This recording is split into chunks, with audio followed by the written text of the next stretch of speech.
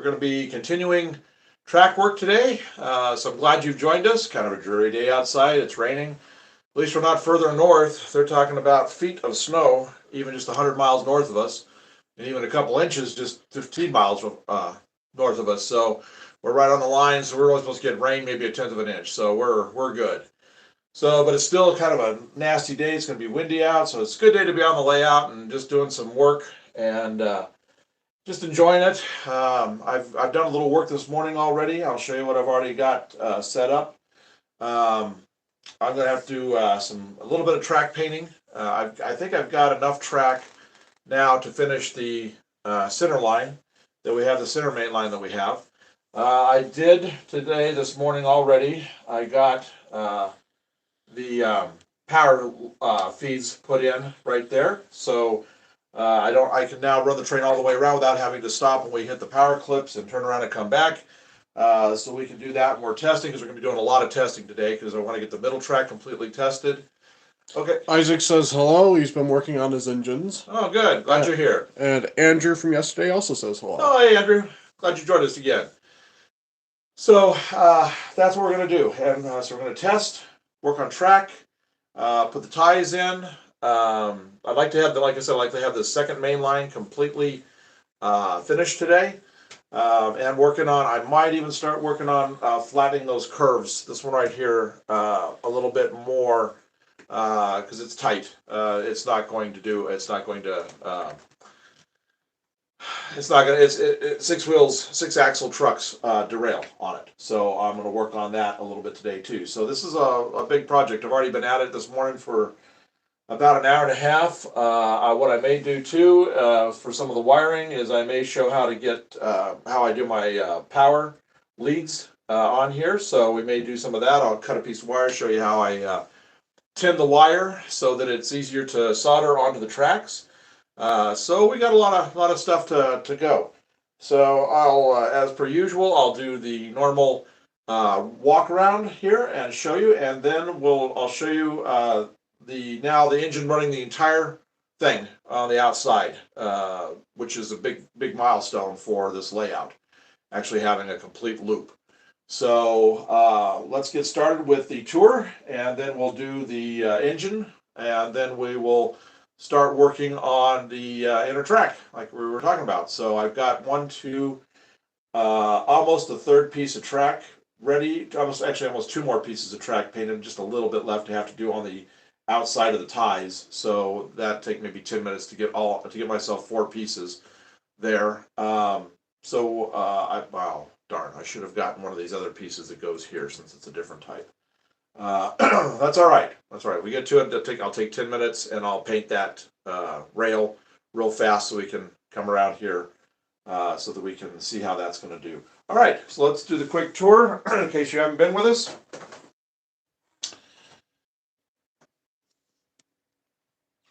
All right. So I'm trying not to go too fast. So here is the city, as per usual, just quick tour. This is the elevated track, be a double track here pretty soon.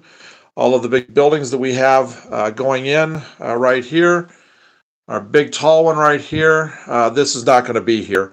We've got a station, big beautiful station. It's all finished printing, so it's going to go right here on top of the superstructure that we're going to make with the I-beams. Okay, here's what I did this morning already. I've got my leads soldered in, the holes drilled, soldered in, got the wires hanging down here so I can just attach to them. I'll make some kind of a control panel a little later. But as you can see now with that there, I don't have to use the clips on it. We'll do a full engine runaround here in just a sec. So again, I still haven't gotten to this yet, and now that I've gotten all of this done, I'm going to have to start ballasting. So let me get my chair out. Yeah, we are going to have we are going to have a lot of wind here too. I think we're calling for 45 mile an hour winds here, and ice and all the fun stuff that comes with that living in Wisconsin. Like I said, 100 miles north, they're getting feet of snow, so I'm content. All right, so here are the engines we've been testing with right here. I've already got the little Montana rail link back there set up. So here is Like I said, all done. I don't have to clip on here anymore for it. So this is our jump bridge across. So all of this is going to be city, huge skyscrapers all the way across here, back to this size right here or bigger. We're going to have about 20 to 30 skyscrapers all along here, all along here. My son right now today is working on the new files for the new skyscraper that's going to go right here. It's a really cool looking styled skyscraper. Got some great outjuttings and details to it, so it's going to sit right here, and then we'll start later in the week. We'll get the third one printed and done too. So by next weekend, when we do our lives next weekend, we'll have 2 new skyscrapers sitting on either side, and I will probably have the station built. Okay, so again, here's all the rock carvings that we did with the foam. I carved that out of the foam. We've got tutorials on that on our channel. I'll be finishing this area up pretty soon. This is going to be our big switching area. I'm going ahead and putting all the straight track down because I don't know exactly where I'm going to have the switches yet. We will be having our huge bulk cargo ship right here for grain. Be a big grain facility right here for unloading into the ship. Then over there is going to be the helix that's going to just spin down and up. And it comes down to this level right here. Right now we have HO on it, but we will be putting N-scale in here, replacing this all with N-scale. Have a big station over here, a lot of industry over here. So now I can show you what we did here. Let me get the power pack. I'll grab it. And let's see, grab the right power lead. I'm going to set this down for just a sec so I can get this all hooked up. So I'll put it right here so you guys can watch it as it comes towards you. Well, I'll get it, so I'll just follow it around so you can see what it looks like in the various areas. So like I said, all of this has been soldered into place now. Okay, so here we go. Oh, going the wrong direction. All right, so this is a Kato SD70 ACE Montana Rail Link. That's going to make a great area to put the camera right here when we start doing runs, having all 3 main lines operational.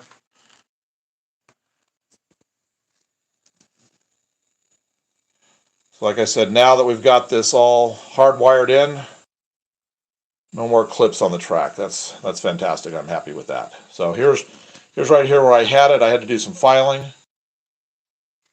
Sails right over the top, smooth. No derailments. There were some problem areas right here. I worked on those late last night.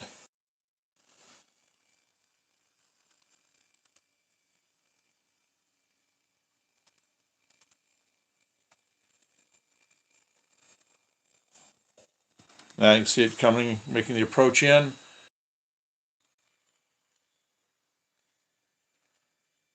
So I'm just going to let it run for a little bit while I talk about these 3 tracks.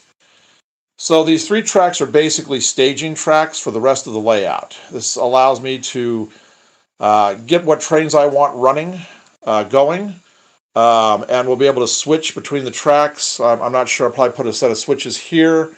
And then, of course, over here on the bridge area, we'll put a set of switches right there so that I can switch stuff back and forth the way it needs to be. So as it heads towards the helix over here, everything will be on the proper tracks, and I'll be able to send the trains to the other level or up to the top levels, because I've got to be able to get up to this level right here for the elevated track, which we'll eventually have a double main line on.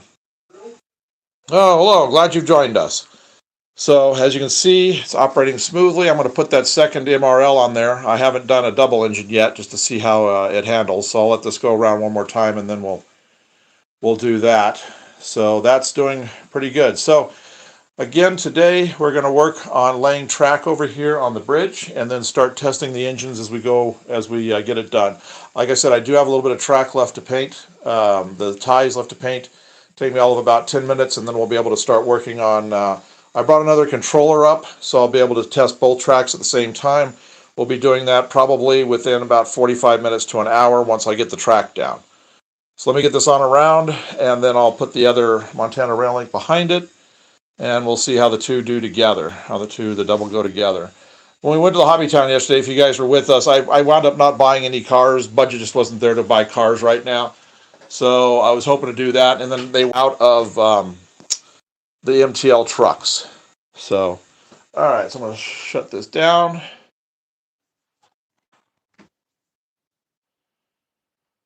All right, so I'm gonna do this over here. It's just easier so I don't scratch those rocks. And then I'll just slide it down to where it needs to go. Oh, well, thank you. I'm hoping so. I hope this big city is going to look really good. I've always wanted a large city on a layout, and I'm hoping this will do a good job with that. I'm going to get these couplers traded out, obviously. Well, that's interesting.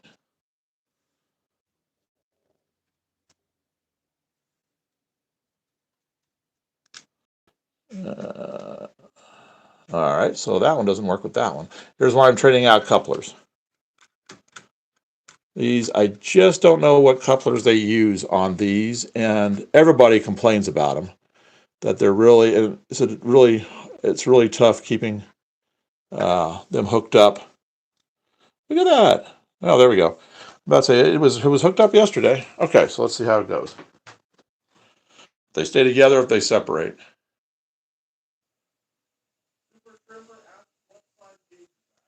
This is in scale.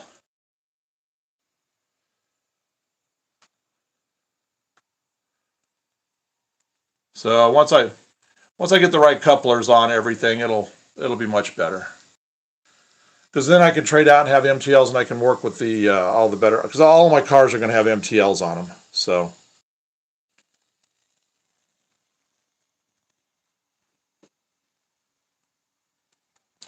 doing nice. Went really good over that solder joint that I just did. The power lead. So that's good. What's going to be nice about this track right here is being able to speed test engines.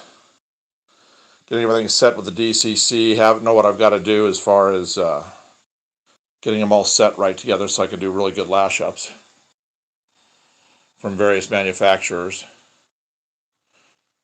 Oh, did all right. They're staying together pretty good. Let's get a low shot here with the bridge. Yeah. That's going to look really good. And then this big overhang here with these girders right here, it'll pass underneath that right here. This big building will be sitting out, and so will the station. So this will all go underneath, and I'll have this all lit under here. So the passenger, when I have the passenger platforms down here, look really good with all the people there and have it all lit up below. And it'll be open here on the side where we'll be able to view through and see it.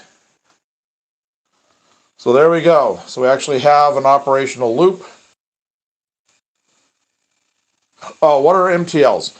Somebody asked what that is. Sorry about that. I guess that's a truck coupler combination. Couplers, trucks, they can come together, or you can buy them separately from Microtrains. So it's MTL for Microtrains line. It's pretty much the standard for the better couplers on the market. It's like KD for HO. MTL is pretty much the good stuff. So, and then what is else? Any idea? Let's see. And when you do steam, have any idea what one would come to mind? When we do steam, I'll probably wind up looking for a streamliner of some sort. That's what I plan on doing. All right, let's see how this is going to look when I've got my big elevator sitting right here and having that's going to look really good with that passing by with the huge elevator and the ship loading right here. That's going to look really sharp. Well, that'll be a great area. So there we go. So I will run, I'll test, when I test a little later, we'll put the Spirit on there. That's that front engine right here. We'll test with it. I've been doing a lot of testing with that one. Well, they're all good smooth runners. They just need to all be broken in a little bit. Get them all to where they're up. And I need to go in and oil and grease everything. I don't know how long some of this inventory has sat because we got them at good prices, really good discounted prices. So I think they've been sitting on the shelves for a while at the hobby shops. So I'll just need to go in and do it. Boy, everything is just running smoothly. I don't see any issues. I've really been working hard on trying to get everything so smooth. on this to where you don't see any hiccups, like wobbles, things like that. All the joints where the tracks come together. So where when I'm running lighter weight cars, although my cars aren't going to be all that light in weight because I'm going to weight everything up to NMRA standards or a little bit higher. Oh, glad you're back. We're just testing because I just got this done right here this morning. I got the power leads in right here and right here. So as we're working on the track today, the middle track right here, coming across the bridge, I'll be able to really test things better without having to stop things and start things and move those power leads around. So I just got really tired of that yesterday. Oh, that's I think my dad has one of those. My dad's passed away, but I think we had a daylight. I think we still got it.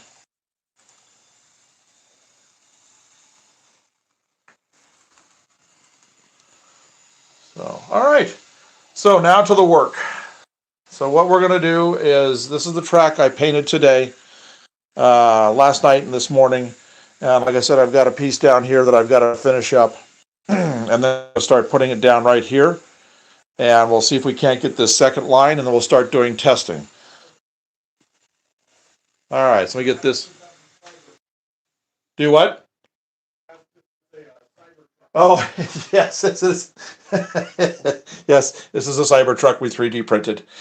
So we're gonna do something pretty funny with this. It's gonna be one of our Easter eggs on the layout. I'm not gonna tell you what it is, but when we do our runs and we put the camera stationary and we just have the city showing. Oh yeah, we did do it. It's right there. So we're going to have all kinds of things. Like there could be a spider, Spider-Man could be coming down the side of one of the buildings. I could have the South Park kids all sitting at a bus stop. There'll be all kinds of things. It'll be Easter egg stuff. So when we set the camera up and we do runs, we're going to post a thing that says, can you find, and have a whole list of it. And you guys will be able to sit and try to find everything. We'll make sure that whatever we ask you to find will be in view of the camera. So that's we're gonna have some pretty good fun with stuff, and then we've got something really really good planned for that. So you'll just have to wait and see. But anyway, here's some of the cars. Like I said, I didn't get the MTL trucks for them yesterday. I was really hoping to, but it'll give me a little time because I want to take the bottom out of these and weight the bottom container up so we'll get some good weight. There's the other one I want to do, and then that right there. So. We'll get those done, and once we get that, we'll be able to. I'll just order the MTLs online, and the Minions. Yeah, I did have. I had a car that had Minions on it. So, next things are going to be. No, we don't have a Class 66 yet. So now we're going to do is we're going to set this up. I'm going to turn the power off to everything, and I'm just going to run this track down right here real quick. Well, real quick, it'll take about 20 minutes to get the track down to here, but I'll show you all the steps that I do to get this done, and then we'll start testing the inner track, and we'll just turn on a set of engines back here, and I'll put my test engine on this, and we'll just kind of run it back and forth, and we'll see how it goes. Unfortunately, like I said, I forgot to paint some of these, so I can't work on this until I paint some of that later this morning. So, well, that'd be nice. We have train tracks just about maybe a quarter mile away from us. We can hear the trains coming and going all the time. All right, so let me get some lights changed here. So we've got some good light. I'm gonna get this set up here. So we've got it. Okay, so I had some questions yesterday, so I'll go ahead and address those today, so you'll know ahead of time what the effects are. Somebody asked what this was, and it's just the brown paint that I do as a base coat. I'll show you here just a sec what I do with them. Well, by golly, where's my? Somebody asked me if British locomotives or if it's all American. Right now it's all American, but I do plan on getting some. There's quite a variety in the scale. So we do plan on having some because there's some engines that I really do love. like the Flying Scotsman and things like that. And all right, let me get those little guys out of the way. Okay, so I was talking about the brown. So this is the first coat of the brown. So then we'll take where is it? Here. Then I take this. It's khaki. It's a lighter color. I really make this really wet, and I'll do like a liquid, like an ink wash over the top of this to give some varying colors to it. And then here's what happens. I'll show you right over here along these areas here. Okay, so you can see right here, this is some of the paint showing through right here with the landscaping material on it. So I just go ahead and I like that as an undercoat for like a clay look. So this way, if I don't get my landscape material down completely, I've got a nice color underneath. And then, of course, I paint the tracks, or well, not tracks, but I paint the roadbed this gray, and it's the darker gray. I'll show you what roadbed or what ballast I use. This is the ballast I use. It's got a combination of dark bits and light. So I went with the darker color. So if I miss any areas, it'll just be like a shadow area. So if you prep things like that ahead of time, if you don't get everything perfect, it's no big deal. So I always find just having those things done is just it makes it easy all the way around. All right, so my rail nippers here. Put my hand down here because I don't want this flying up and hitting the camera. So I'm just going to take these rail nippers here, and I'm just going to do that. Get that as even as I can. I have to get a little piece right here on the end. There we go. That's even now. Okay.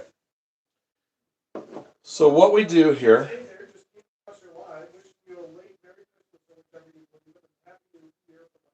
Oh, well, thank you. Well, Merry Christmas and Happy New Year to you too. It was a quiet Christmas, but it was a good Christmas. Okay, so now here's a piece I'm going to start with right here. You can see there's a gap. It had a broken tie. It's got a broken tie here. I don't care about that because I'll cut those little ones out.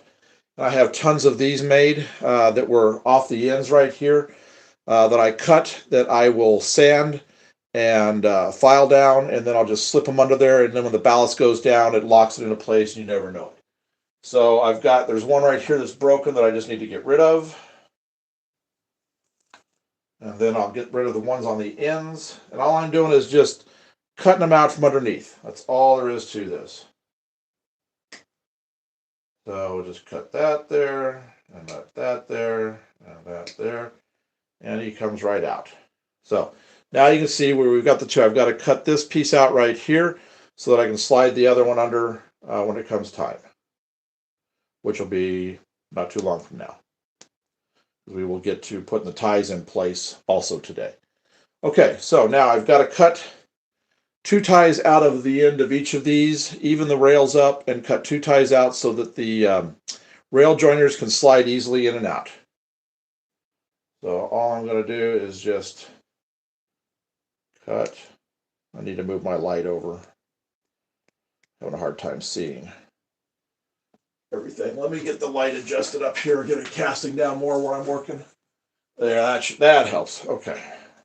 I'll be addressing my light issue fairly soon. I'm going to put a whole bunch of lights straight up here on a little rack system to where I'll be able to really have some good light during operating sessions and stuff. Somebody asked if we're going to be live tomorrow. I don't think so tomorrow. We got a lot going on, but I am going to go live. It's not going to show up it's not going to be a vertical. It's going to be a horizontal. The next will be a horizontal live because I'm going to build the station. And you need to really see everything for that. So I want to have more of a wide field of vision. So we'll be doing that probably maybe Tuesday, somewhere right around there. All right, so I'm going to trim this back a little bit. All right. Well, hope you do, because it's going to be that station came out. That 3D print on that station came out fantastic. All right, so I've got Make sure everything looks even. Yep, we're pretty close. You want to try to get as even as possible so you're not winding having to trim too much at the very end when you do your final hook in. There we go. Okay. So, like I said, we are doing in scale. Okay. So that's got that to there. I push that. That's nice and flush. Again, don't pay attention to this. I just cut those out and we'll put ties in when we're done.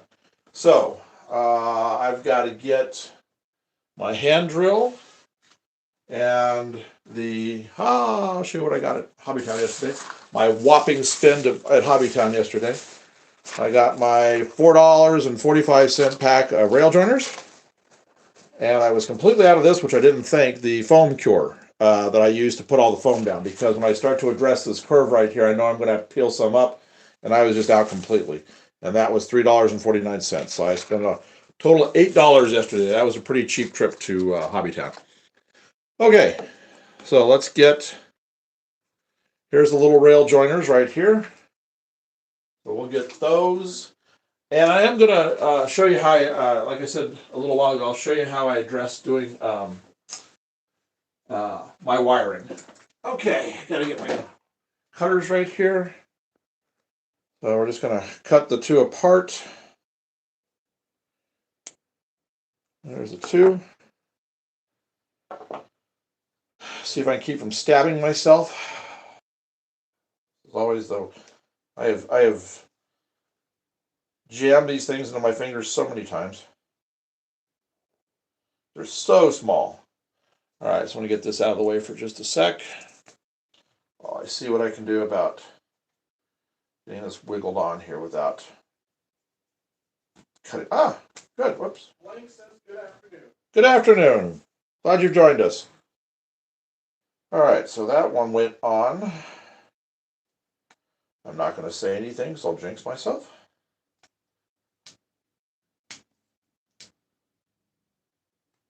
Well, what do you know? Okay, so there's the two rail joiners. I'll come in a little closer here so you can see it. Got those two on, so now we'll slide the track into place. And then we'll start tacking it down with the nails. Sometimes this can be a little tricky too. So I have my little pliers, and I'll grab the rail right here and I'll just push it into the rail joiner.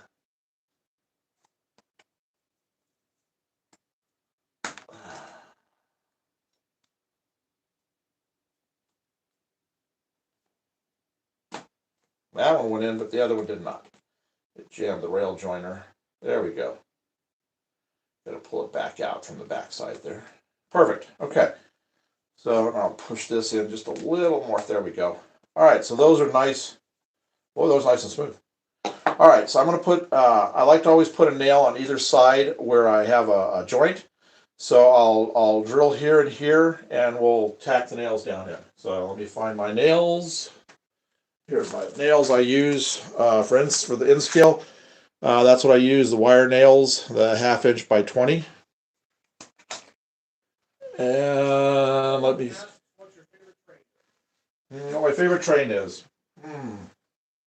Well, it's kind of a combination because I like two classes of engines. I like articulateds and I like streamliners. So for articulateds, I don't know. It's kind of a toss-up between a Beyer Garrett and a Big Boy or a Challenger. But I also like the 1218. There's my drill. Find my drill. All right, I'm going to take the bit out that I was using to drill the hole for the wires.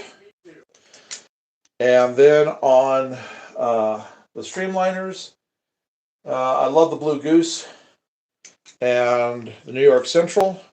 And I really, really like the Yellow Belly, the Chesapeake and Ohio Yellow Belly. Ryan asks, do you have a cab forward? Do I have a cab forward? I used to have a cab forward. Cool engine. I've done a drawing of it like 3 times.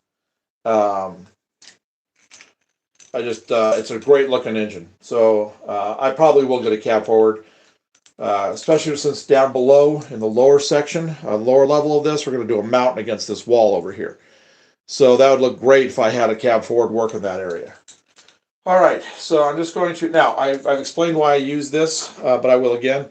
I use the hand drill versus the little electrics because I have a lot more control with this. And I can set the depth, how deep I want to go, and I can, without, getting too crazy with things. So, both Arsky and Willow Creek say hello. Oh, hello. Glad you guys have joined us. Good to see you again. We're just working on track today and wiring, and going to be doing a lot of testing with the engines. Arsky says, sorry, I'm late to class. Dog ate my homework and long train stopped me. That's all right. You're here at least, so. All right, so I'm going to put a few of these nails out right here, so I can. Yeah, the J is a good engine. I've drawn it. I've drawn it probably, I think, 4 times now, something like that. All right, so we're just going to tap this. Gotta go. Bye-bye. All right. Glad you joined us. Have a good day. So here we go. We're just going to tap this right down in. There we are. Now make sure we're pretty straight. Looks like it is. This one right here, I need to tap it out just a little bit. There we go. All right, so then we'll put this one in right here, and then I'll back up and I'll check getting things straight. I'm going to put this about right here. Start moving away from that edge a little bit. I had to swing wide with the track so that the radius wasn't too tight. So I can do my adjustments now by just tapping stuff and getting things moved into place. So. The dog is here. Ah. I sent 100. Oh, well, thank you. Thank you for the gift. Greatly appreciated. Glad you're here. We're just having fun on a dreary day. While it's dreary here, I know there's a lot of good weather around the country right now, but here in the upper Midwest, it's But I like cloudy days, so I'm actually not all that upset about the weather. And I can take the rain or leave it, but it comes with the clouds, so gotta deal with it. Tom says Merry Christmas. Merry Christmas to you too, and Happy New Year as well. All right. So we've got that. All right, now I'm going to step back here and I'm going to look. Oh, Beetlejuice just sent a $5 super chat. Oh, well, thank you very much for the super chat. He asked, where do you get the materials for your model train set? Okay, we buy a lot of stuff from train shows. That's where I got my materials. A lot of stuff from train shows. Facebook Marketplace is always a great source. Because then you can go locally, you can see if you want it, if it's up to expectations, things like that. And then our local hobby shop will have good sales from time to time. So that's where most of our stuff, though, is pretty much sourced from train shows. I find that to be guys there. Well, used to really work good deals. Now you kind of have to time it right. I talked about this in the past. I think we talked about it yesterday. If you go to a train show, you want to be there. If it's a 2-day event, you want to be there the first day early because guys are looking to make their table space amount back. So they're willing to work some deals, quick deals right at the beginning, just so they know they don't have to cover that anymore. Or go the second day about halfway through the day to the end of the day, and you'll get guys willing to take stuff, take offers because they don't want to take the stuff back home. So those are 2 times you go, and you'll find really good deals on stuff. Like I said, this track right here that I'm using is all used track, reconditioned. I showed yesterday how I sanded the track to bring it back to good shape. And I should make sure I've got a good straight line going here. I'll have to tap that one out just a little bit down there, but we're doing all right. And then I paint all my ties. I'll be showing how to paint the ties here in a little bit because I know I'm going to come up short on I know these 2 pieces aren't going to make it around the corner. So I know I'm gonna have a third piece, possibly a fourth piece. So I'll show you, I've got two pieces already mostly painted, so I'll finish up the painting on it. And I'll show you how that looks and why I do this, because I'll show what this looks like with the road bed, with the ballast. Oh, well, hello. Glad y'all have joined us. Someone says hello from Wisconsin. Oh, yep, we're from Wisconsin as well. So, all right, so we are getting there. I'm going to tap that out again. Here we go. A couple people also wonder what scale this is. Somebody asked what scale this is. This is in scale. I've got a very tiny room. I've got a 9-foot by 7-foot space right here. I've done 2 levels. We'll be working on the second level fairly soon. I'll be putting a helix in. So for the space I have, this is about the best I can go with as far as size goes. But it's a great size, and with the 3D printing that we're doing, and I'm going to step back here as soon as I get this piece of track in, because I've got to reposition the camera anyway. I'll give you guys another quick tour of the layout. Dan says hello from England. Well, hello from England. Glad you've joined us. Chris says, hey, how's it going? I see you're adding new tracks. Where's it leading to? Somebody asked that we're adding new track and wondered where it's leading to. I will show you guys here in just a second where everything's going. As soon as I get I have to reposition the camera anyway, and I'm going to have to paint a few tracks. So once I paint, we'll have to move away from the actual track laying here for about 20 minutes while I get the rest of the track painted, the ties painted. But I'll show you the layout where all this is going. Is that the hole? I don't know. Probably, maybe not. No, that was it. There's 2 holes here side by side. The other one was an old hole from whoever had the track before. And when they took the nails out, they broke the hole. So I had to redo it myself. Ross says N-scale is my favorite, and Michael says I love buying N-gauge straight. Yeah, N-scale is really starting to grow on me, especially considering, now you can pretty much get, they're keeping up with HO for all the new stuff. So it's turning into a really good scale, especially for people that just don't have the space. Oh. I'm going to make a small layout and an oval N-scale track. Uh-huh. How do you suggest I lay track, and how can I make it switchable? Well, that's what I'm doing right here. This is basically a small oval.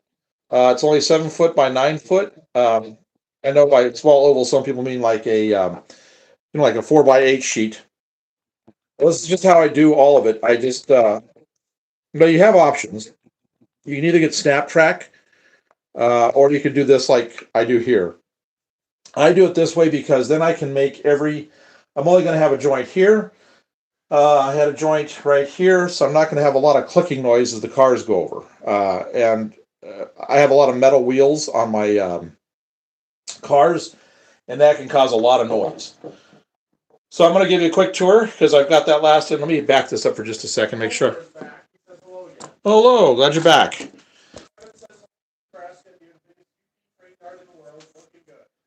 Yeah, the biggest in the world is North Platte. Somebody from Nebraska has joined us. We used to live in Omaha for about 9 years. So it's we have family there. Well, they're in Lincoln, but I mean, we lived in Omaha, but they were in Lincoln. Okay. Oh.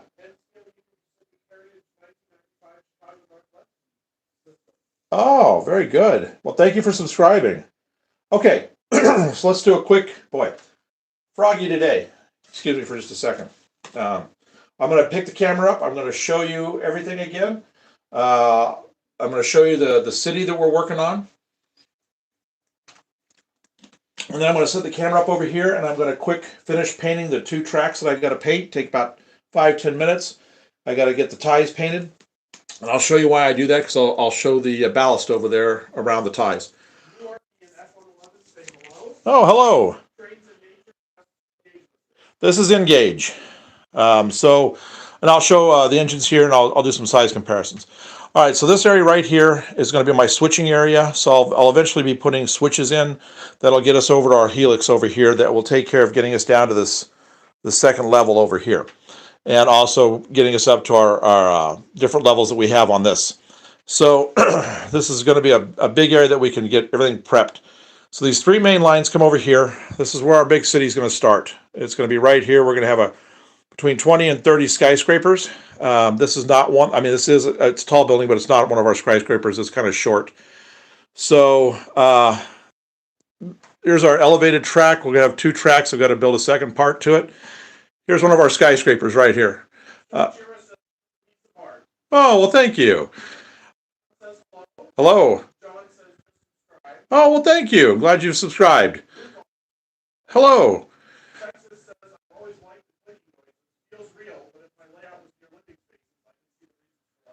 Yeah, and this is in a bedroom for the noise. This is in a bedroom right next to our other bedroom, and if I run at night, I can't have the click, click, click, click, click. The wife would kill me. So anyway, here is our 30-inch tower right here. This is a almost a 40-story building, and this is actually going to be one of the shortest of our skyscrapers that we have. This is going to be, we're going to be putting this right here, something very similar to this, spanning over these tracks. This is going to, we're going to have our station that's 3D printed. We're going to start to build on that this week. Over these tracks, this morning I just got my power leads put in, so we can start to test things. Even though I don't have the oval here, that's what I'm working on right now. I'll be able to test it without having to move the clips around. Yeah. Oh, thank you. Glad you like the building. Yes, these are 3D printed buildings. My son is in the other room actually working on our second skyscraper as we speak. He's building some really, really cool ones. Like I said, we're going to have 20 skyscrapers that are going to line this entire city area right here, all the way around. So, yes, that's. Oh, well, thank you. If they want to, if they want to donate, they can do it. How, Gabe? Just send a super chat or a gift. We don't actively ask for any because I see people doing that, and I don't like. It always kind of bothers me. But if you want to, everything that is donated always goes 100% to the layout. In fact, last weekend's the ones that came in last weekend is what bought all this wood right here that allowed us to finish all of this. So that we just put it right back in, so we can just keep making more videos and keep doing live stuff. So. Missouri Railfan says, "Hey man, nice layout. What brand is better, AHM or Mantua?" Somebody asked which better, AHM or Mantua. You know, AHM was now let me get this right. Did they buy River Rossi, or did River Rossi buy AHM? I can't remember, but anyway, it's a good brand. Mantua, they're okay. I would take AHM though, I think, over Mantua, but that's just a personal preference. All right, so anyway, this is going to come out over these tracks with the station coming out. We're going to have a way to, you can see the. We are going to do that. Somebody asked, said we should put a crane in here with a building under construction. We do have the plans for that. We've got the crane, the file for the crane.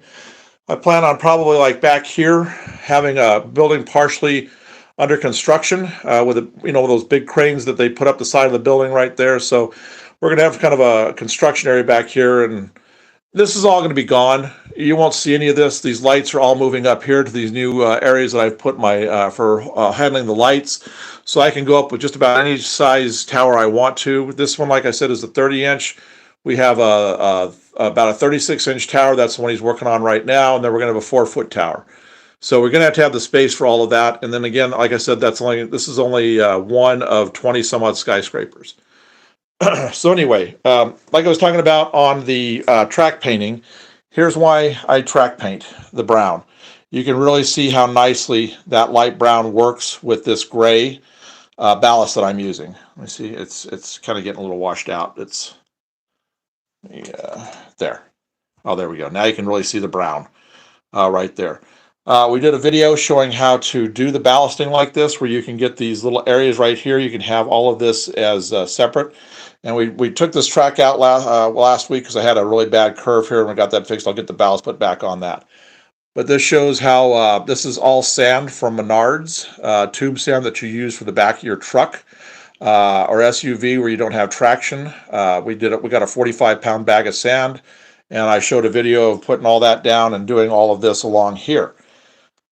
All right, so I will go ahead and I will throw the engines on here real quick, and we'll show you. Oh, well, thank you. That's what I'm trying for. Thank you. Well, it looks large, but it's not large. We're only 7 foot by 9 foot for this whole layout. This is what I used to do right here. I'm an artist. These are pencil drawings I did. I used just a clear plastic ruler and a graphite pencil, and that's a Beyer Garrett, and that's a Yellowstone right there.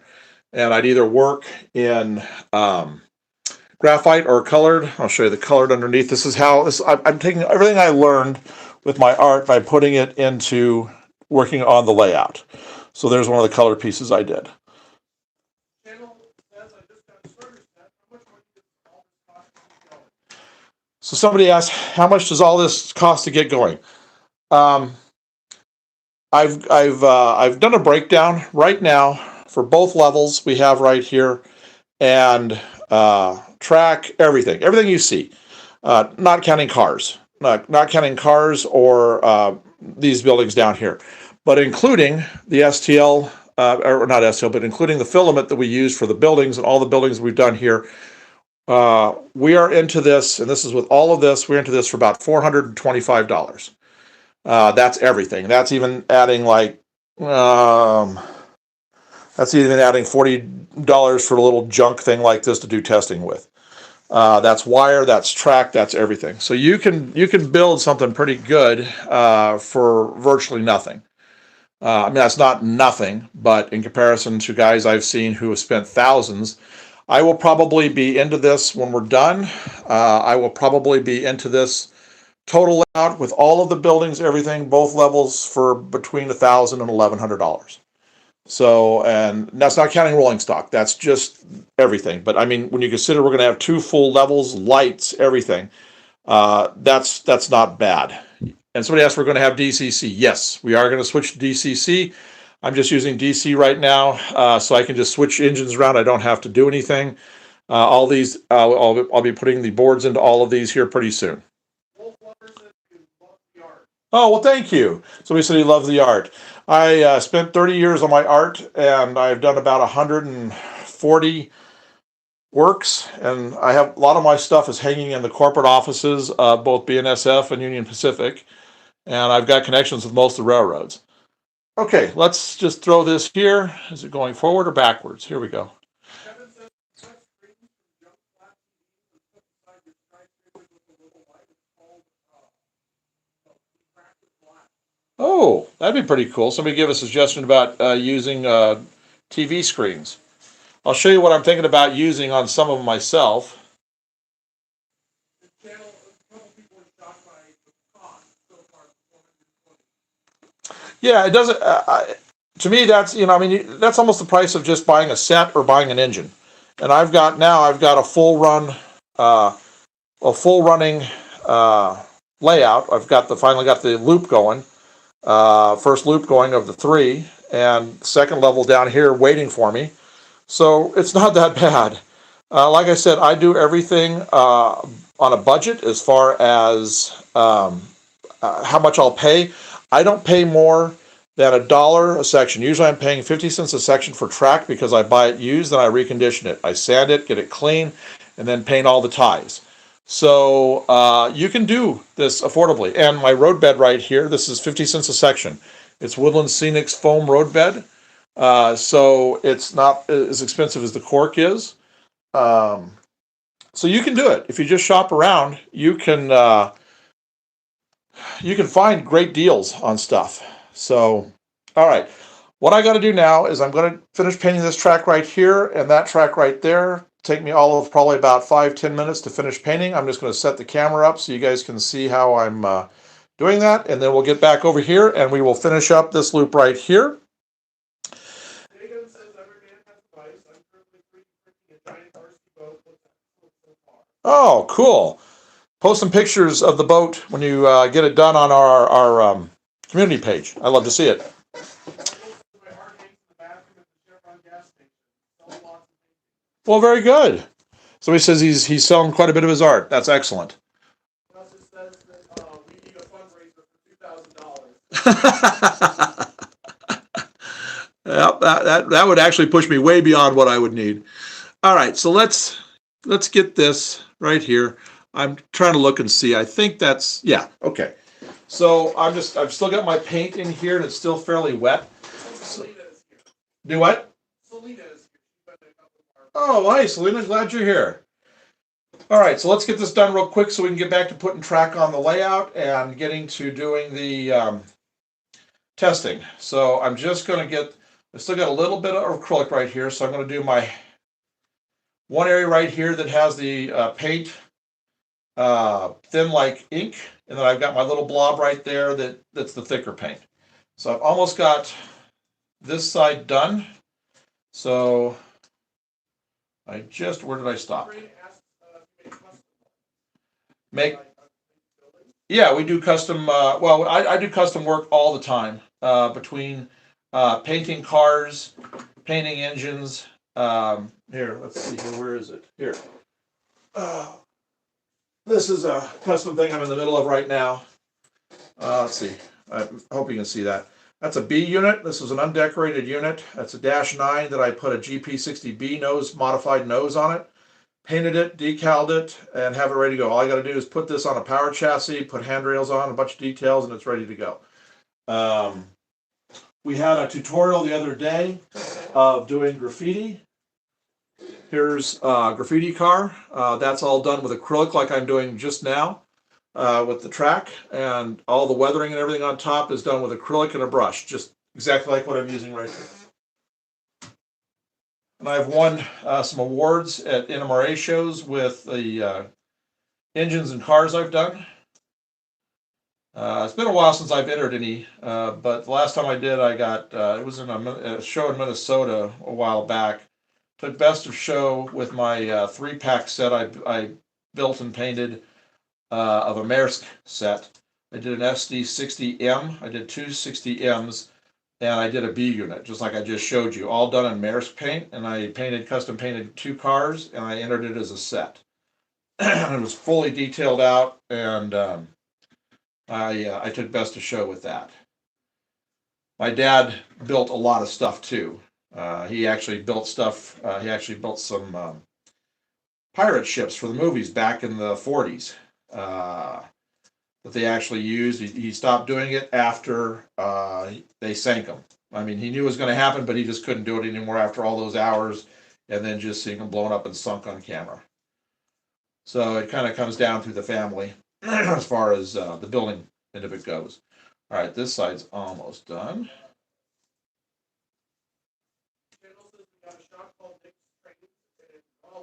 Uh-huh. Oh, that's a good place to go. He said he's got a shop in Raleigh called Nick's Trains, and he's going to start a layout. Excuse me. The best thing to always do is you start, either go to a train show. There's always talk to some of the club guys. There's always knowledgeable people, and or the hobby shops or clubs too. If you've got a club in your area, that's a great source of information. All right, so.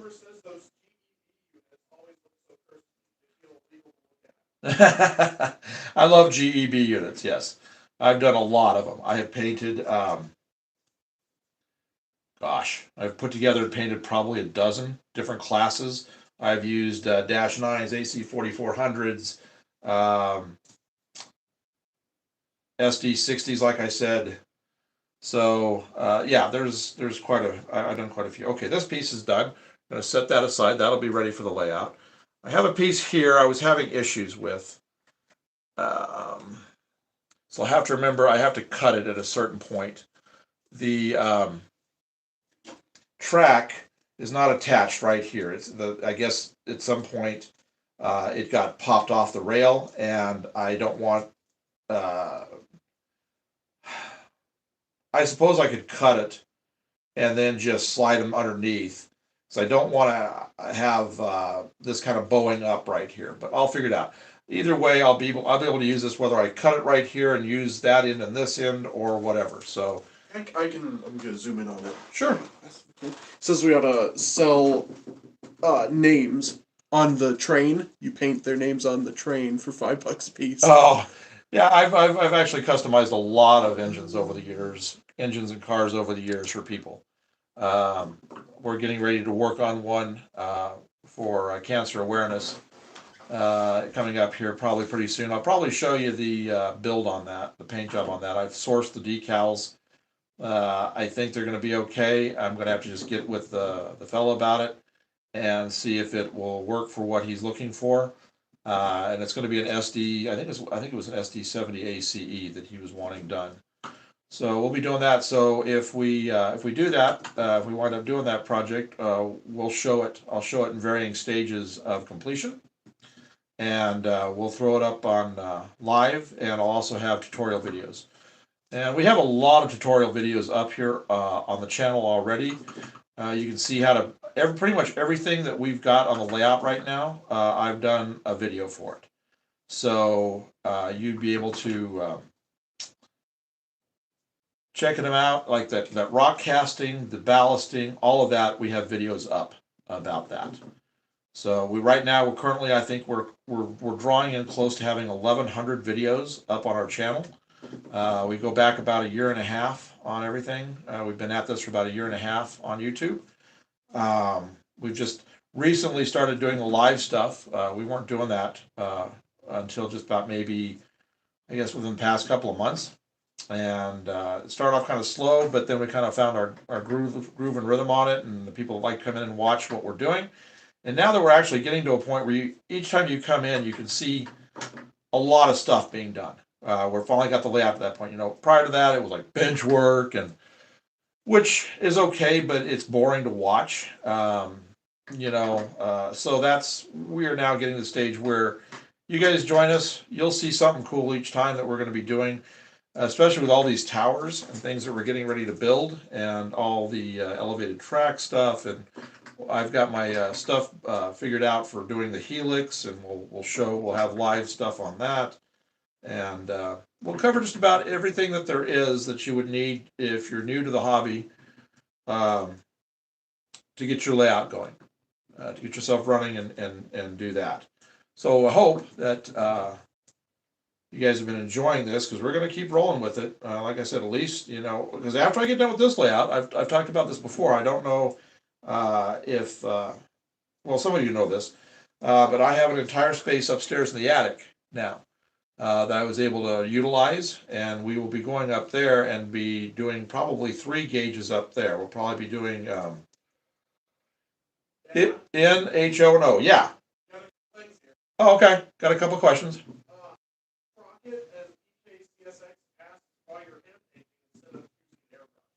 Okay, somebody asked why I'm hand painting versus an airbrush. There's a lot more control to it, and I get variances on here that you can't get with an airbrush. I'll show you a close-up of that here in just a little bit. See, what I'm doing is I'm able with a brush to hit just the top of the tie. So you get this beautiful little highlight line on the top of the tie. And then I can come down in and I can make areas like that little darker, a little lighter, that part you could do with an airbrush. But this highlight line, you would not be able to do with an airbrush. And I really this goes back to my art, because in my art, I really spent a lot of time working on ties in the drawings to make them look real, because I had the trains down. Trains are no problem, but I also wanted everything else around it to look good too. So I used the brush to do highlights, and it's a perfect thing to do highlights with. So, and this only takes me about 10 minutes to do a section, and as you can see, because I do a thin wash, I'm able to come in here and you can see the black coming through on this, and I haven't had to mask anything as far as the rail goes. If I wanted to come in here and rust the sides of the rails, it would just be a simple thin brush, and I could do that if I wanted. But I get this great variance. I'm hoping you can see this on the camera. You've got this, it really shows the grain. Oh, well, thank you. The high five. That was wonderful. Thank you very much. But if you look, I'm actually done painting, so I can actually get the camera and I can get a close up on this. So you can actually see this a little bit better. So let's go down here and let's get under the light and let's see if I can show this. You may have to zoom out. May have to zoom out. Okay. Okay. All right. So let's go here and let's see if I can get some light on this. All right, that's a little better.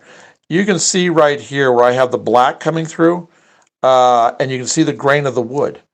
Now this is in scale, and I can actually, with the way I do this, I can actually get it to where you can actually see grain on the ties, painting it this way.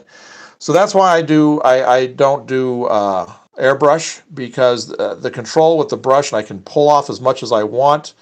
With the brush, I just dab it off over here, and I can just pull extra off, and I can get all of these kind of effects. So that's why I do that. Okay.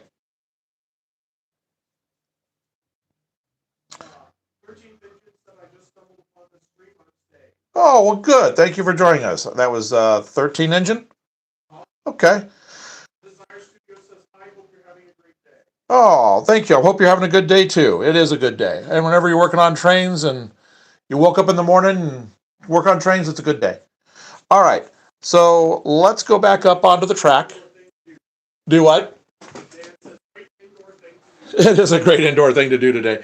And I can tell how bad it is because I have a gutter that is right outside my window here, and I can just hear it pouring down the gutter. So it's a nasty day to be outside. All right. Herb just sent a thumbs up for 10 joules. Oh, well, thank you for the thumbs up. Okay, what I really need to do is I'm actually going to turn the camera around and we're going to work back this way. We're going to work towards this because I really need to make sure my curve is good. And I want the track to end about right here, somewhere in this area, and then I'll just patch it in. So I'm going to use, let's see what we got here. This is the last long one I think I had. It's a good one. I'm just checking everything. Oh yeah, that's fine. Okay, so I'm going to use this one. Again, it's got a few ties that are missing. Well, one tie that's missing, and I'll show you how I get rid of those problems as soon as we get this track down. So I'm going to spin this around, and we're going to work. I've got to pull some ties out so I can work the rail joiners in. And for those of you that just joined us, we're working on this track right here coming around that's going to be heading into our huge city that we've got going right here. There's our huge tower. We got another one going to be joining it here shortly, along with 20 others over the next couple of months. Michael says, very educational channel, highly recommended. Oh, well, good. I'm glad you think so. Somebody said it, highly educational channel for this, and you really enjoyed it. Good. That's what we're trying to do. Trying to show you at least the ways I have found, and I've tried to find the easiest ways to do things because I'm not a patient person, and I don't like spending a whole lot of time doing things. So, all right, I have to take these two ties off. Can you see? Yes, okay, you can see that. I got to take these two ties off right here. So what I'm going to have to do is I'm going to have to take this nail out right here so I can pull this track up a little bit and I can get to these two ties. So where's my pliers? Here they are. My little things. All right, so we're going to take this nail out. Ryan says we had that rain a couple days ago in California. Yeah, we always get it from the west. So we said you have this rain from California. Yep, that's we get it from there or the Oregon, Washington area. Okay, so I can see right here, I've got a little thing I got to clip right there. So I may take this back a little bit further so I can have a little more flexibility. This is always just holding it down anyway, and I was going to redo these nails. So, all right, let's get this. We're going to turn that. You can see I'm turning it. And I'm going to try to get this in here, and I'm going to try to cut this right there. And try to get it to go through completely. Yep, it did there, so now I just got to do the other side. Okay, got them both. So now I should be able to pull those two off. I did. All right, so we'll save these, and then more than likely we'll be putting those right back up underneath there. All right, I'm going to leave this loose for right now so that when I join this on here, I've got a little bit of flexibility. And then as soon as I've got that joined on, then we'll start tacking stuff back down.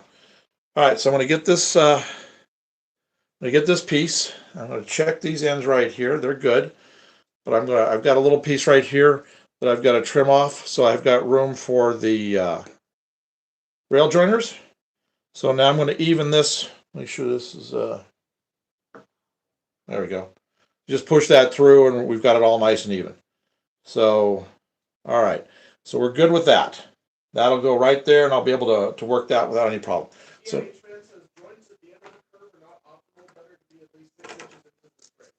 yeah, I know. And I don't have, somebody said we've got it. I could push it back, but I'm working with limited amount of track too.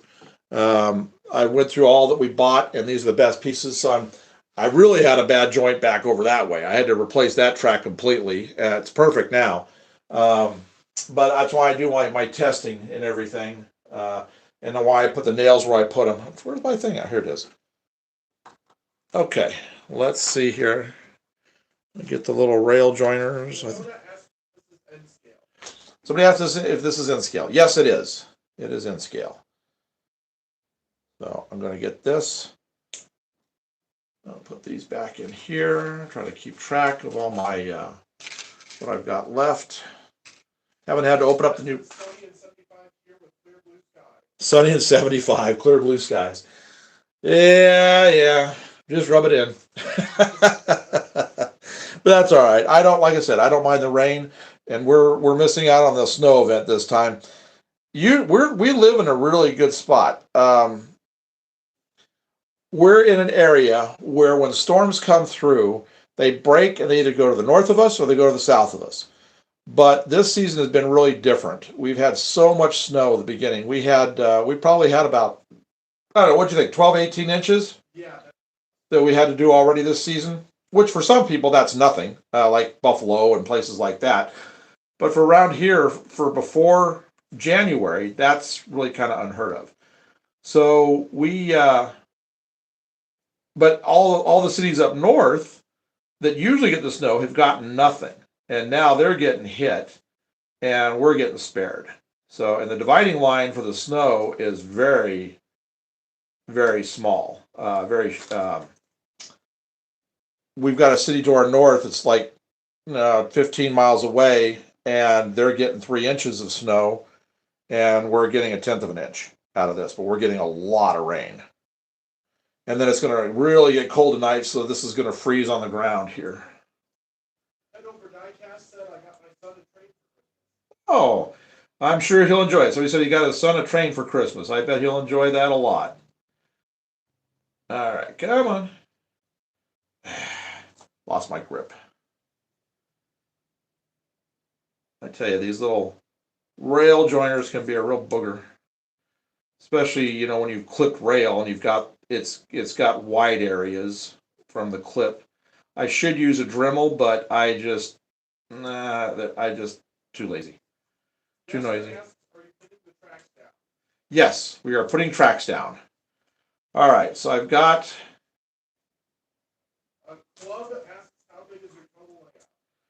Somebody asked how big the total layout. Total layout is 7 foot by 9 foot, 2 levels. That's why I've gone within scale, is because that's allowing me, and I'll show you here again a little bit. We'll do a tour as soon as I get this done because I'm going to start testing. I'll show you everything that we're doing on it. We're building a massive city. Let me get my foam cure out of the way. Mr. Bass asked what code track. This is code 80. I'll ask what code track this is. It's code 80 nickel silver Atlas Flex Track. All right, that actually went in. Go figure. All right, so I'm going to slide the rail up to the other one. Hold that down. There we go. Okay, there we go. So that is there, and I got to pull this one in. There. Those are good. All right, so now I'm going to put the nails back down. Again, I use a hand drill because I find it just gives me a lot more control. Let's see, which one had this one had, let's see if I can put that one back down in. Johnny says I used to be able to work on this skill, but my hands don't work well enough. I have a box full of stuff to put on eBay. I love the hobby for around 60 years. I understand about the hand issue. I've had the same kind of problem. You should be able to do pretty good on eBay. I see stuff, if it's good stuff, I see things go for a pretty good price. All right, so that's going to tack that down right there. I'll put one right here on the other side, well, on either side of that. And I'll get that tacked in. All right. Yeah, I need some light. There we go. First, yes, do you have a lift gate? I need to make my layout. Have a what? A lift gate. Do we have a lift gate? No, we do not. Yeah. Yeah, it's permanent. I was gonna make it where you could lift it out, but it's just it's up so high. This is 4 foot off the ground, so it's pretty easy for me to be able to just do duck under. All right, so we'll just go through nice and easy. There we go, and it popped off through there. That's fine. So I'll back up. I always start the closest, and I always then go to the furthest one back. So I want to be. You may want to get a better camera. Okay, I'll get a better camera angle. Hold on just a sec. Maybe up on like the page. I'll put it on the end down here and shoot back at it because I'm going to be working on this curve for quite a bit. So we'll just I'll just reposition. Thanks for letting me know though. Yeah. All right, I'll just reuse these little guys right here. I need a light. I can not. Says good luck. Well, thank you. I need to put a light right over here to shine down at a different angle. So I working on this like this is really allowing me to figure out where I'm going to need to put lighting to be able to work on stuff, especially when I get to doing the scenery like this. Let me reposition the camera. And I noticed by banging on this a lot, my back building has moved. There we go. Okay. Is that better? Let it refresh and see if that's better. Much. Even if I have my hand right here, but I'll have my hand back behind, so that should be okay. These nuts ask why not use a tack hammer. I just like that one because it's got the weight behind it, and I can just get it done quickly. And then just putting it in, just tapping it in is no big deal.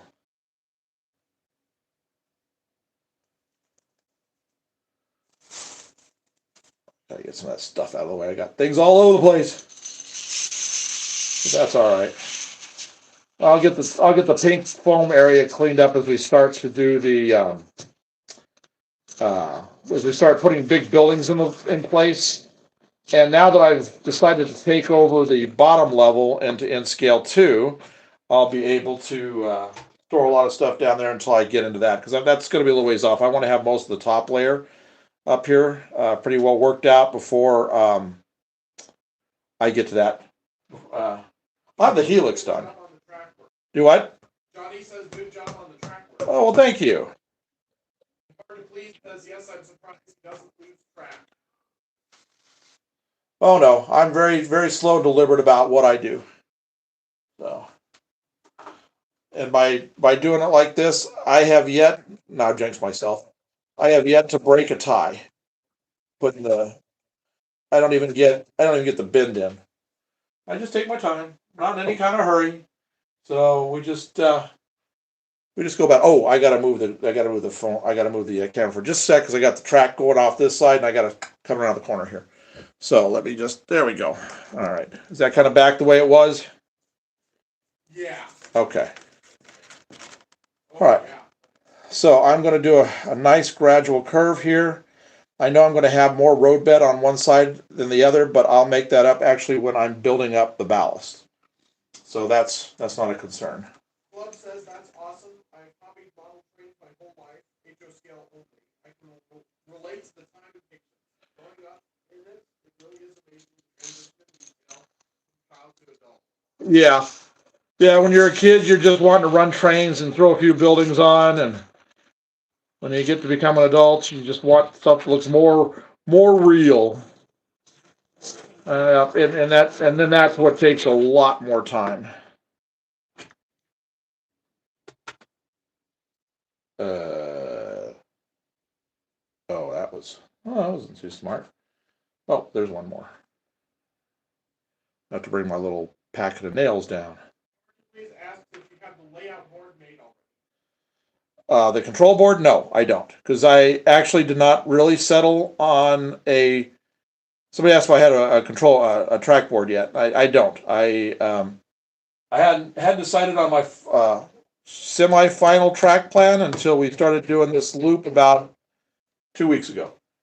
Even though we've been building on this for 6 months, we've been mostly putting foam in and doing scenery And I know a lot of people will do, they'll do their track first, but I didn't. I wanted the focus to be on the scenery and getting the what I wanted where I wanted it.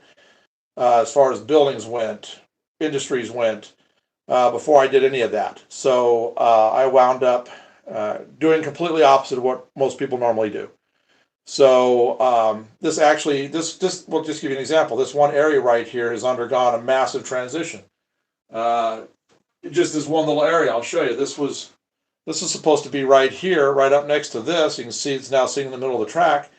This is where the station was going to go. We were only going to have two main lines running through it. So now this is all going back here. I'll show this again here in a little bit, and building it up even more. And that's where the station got moved to. And I expanded it to three main lines. Up here, we were going to have up on top, we were going to have a single elevated track with two main lines back behind on the pink level. But now we've just got two main lines, and we're going to have a point-to-point track. So it is the track plan has changed so much in the past 2 months that I was able to just go ahead and build how I wanted to, and then I just figured I'll deal with the track later. And I know that's just completely opposite of what virtually everybody does, but it worked for me, and I got how I wanted it. Doggone it! Why did I do that? Crispin says, I'm a guy that saw your channel and was struck with curiosity, so I subscribed. Oh, well, thank you for subscribing. Daniel says, cool tracks. Thank you. On the tracks. Says hi. Hello. Pierre says, I knew a guy in Birmingham, Michigan. This whole 3,000 square foot basement was all track and train. Wow, 3,000 square foot basement, boy. It's kind of like my dad. My dad always had around 1,500 to 2,000 square feet because he always had a basement too. I'm sure.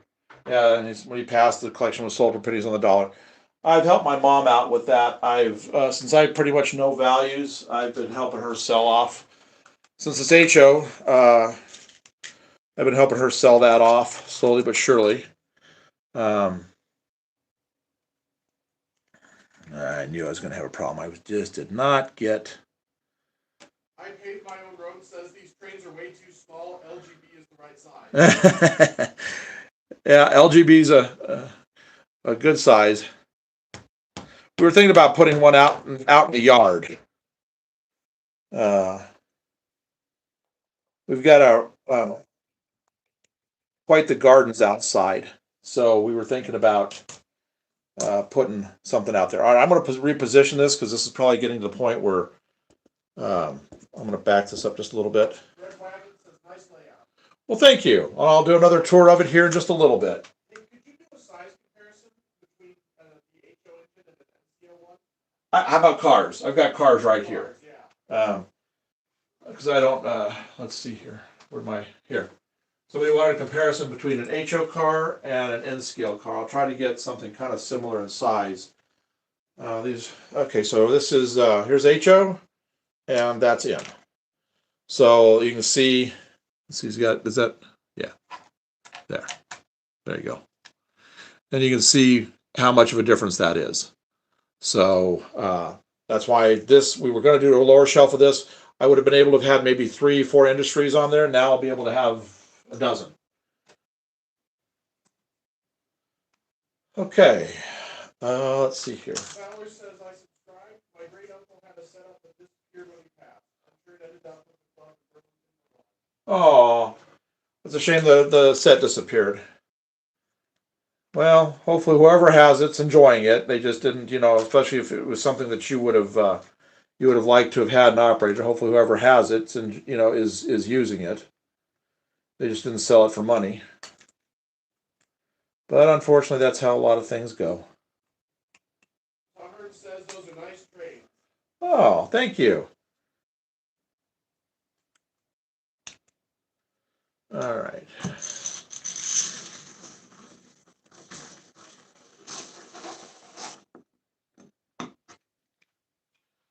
Let me guess. I didn't pour any out, did I? No. Why would I have?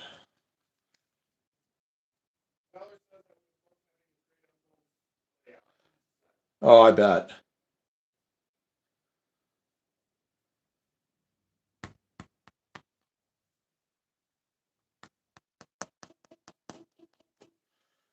Back on that in a minute because I'm going to work this curve. I got to make sure I can handle these 6-axle. All right, all right. Let's get some of these out. There we go. I know what I'm doing. Okay. Nice, gradual. I'll put this one about right here.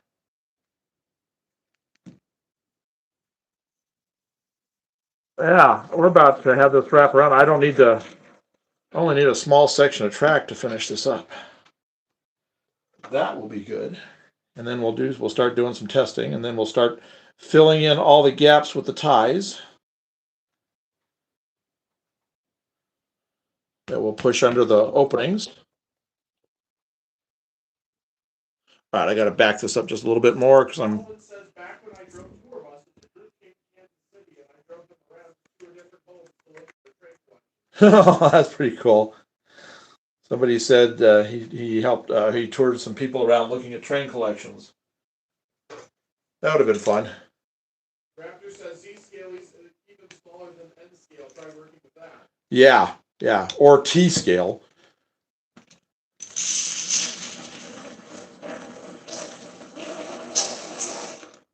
We've actually printed off a bunch of Z scale stuff for guys' buildings, and I found it to be fairly good to work with. Actually, I tried painting some, and it wasn't too bad. I thought it was going to be a lot worse than it was.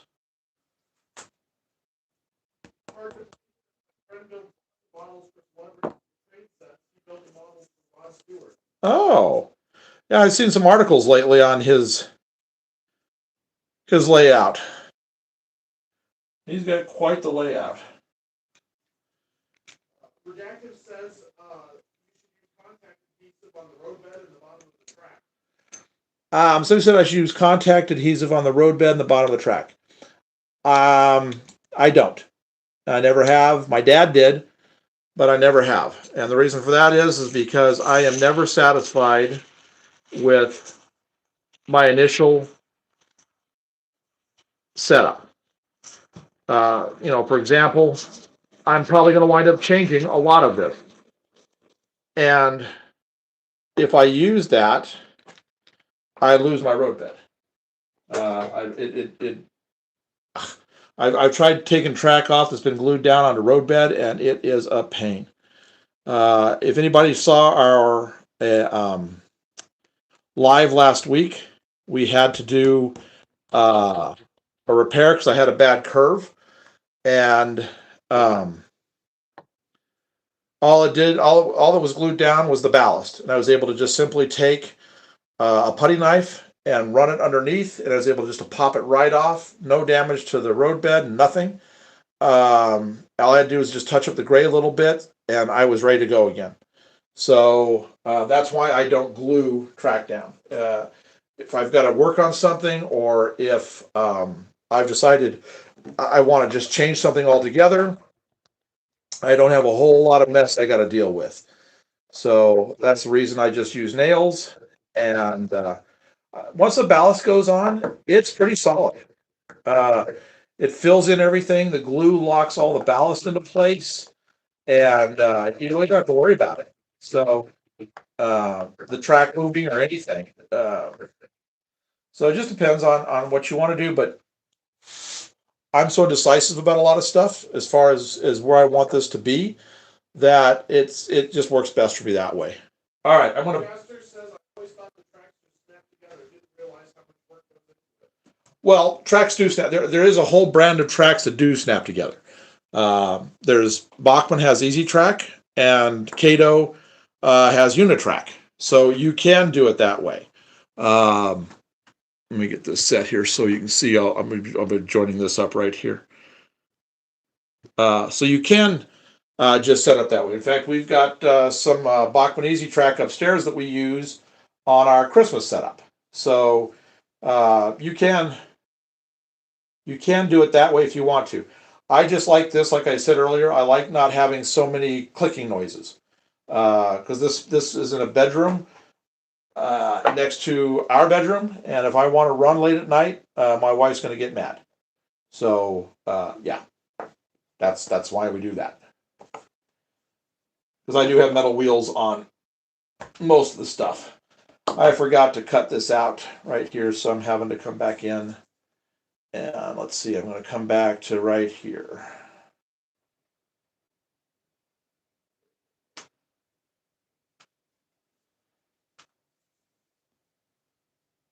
Sovereign asked some your trains have smoke coming out of the top.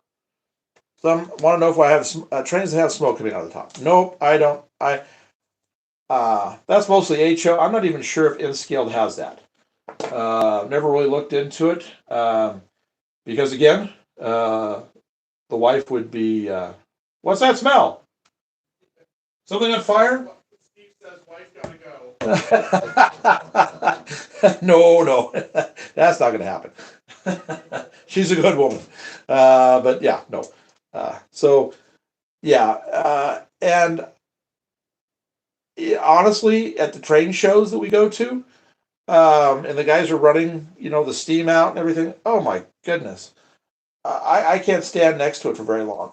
The smell is just amazing, very acrid. So, all right, I'm gonna try to catch this little guy. Says hello from Brazil. Oh, hello. Oh, well, thank you. Glad you've joined us. Bet your weather in Brazil is a lot better than our weather here. All right. Oh wow. Past Steve sent a New Year's Eve 2026 sticker for 260 jewels. Oh, well, thank you, Steve, for is it New Year's Eve? Yeah. New Year's Eve, Joel. Thank you. Okay. This track right here is not quite even, so I'll make sure he is even down here. Yep, he's butted up next to the other track. So we're going to even this guy up right there. All right, so all I got to do is put a piece right there.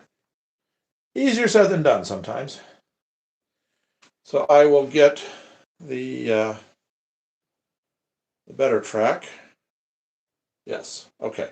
So I'm going to clip off the ends here. We're going to back this up a little ways.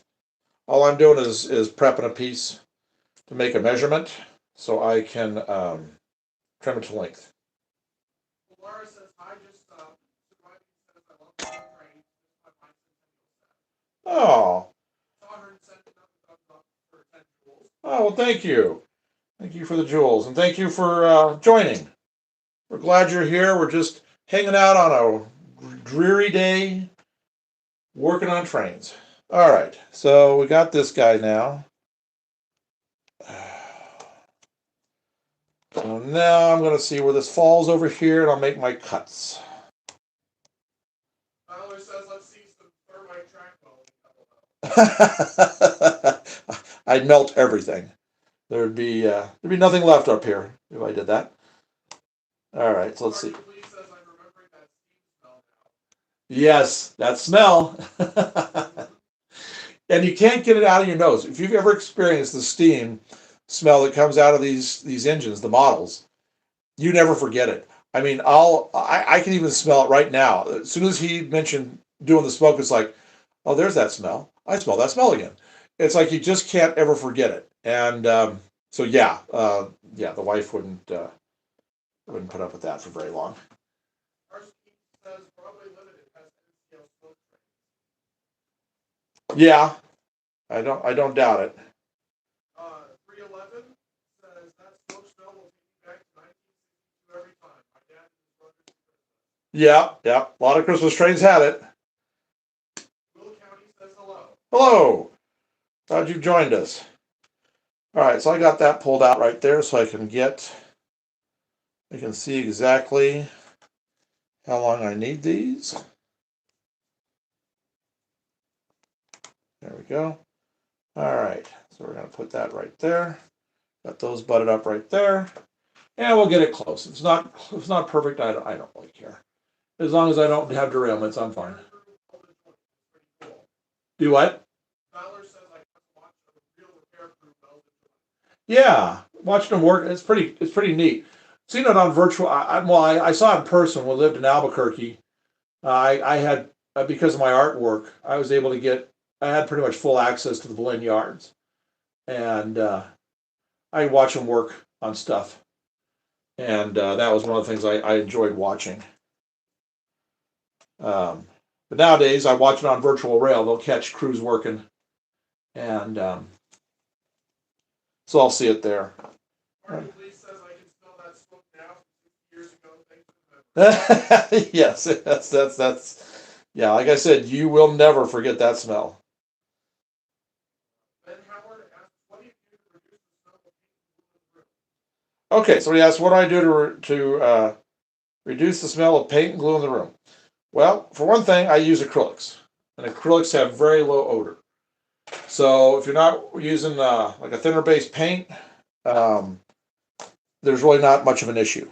And as far as the adhesives go, most of the adhesives I use don't have any smell to them either.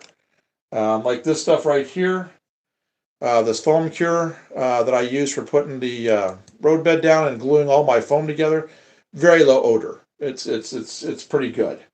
So I really don't have an issue with the smells.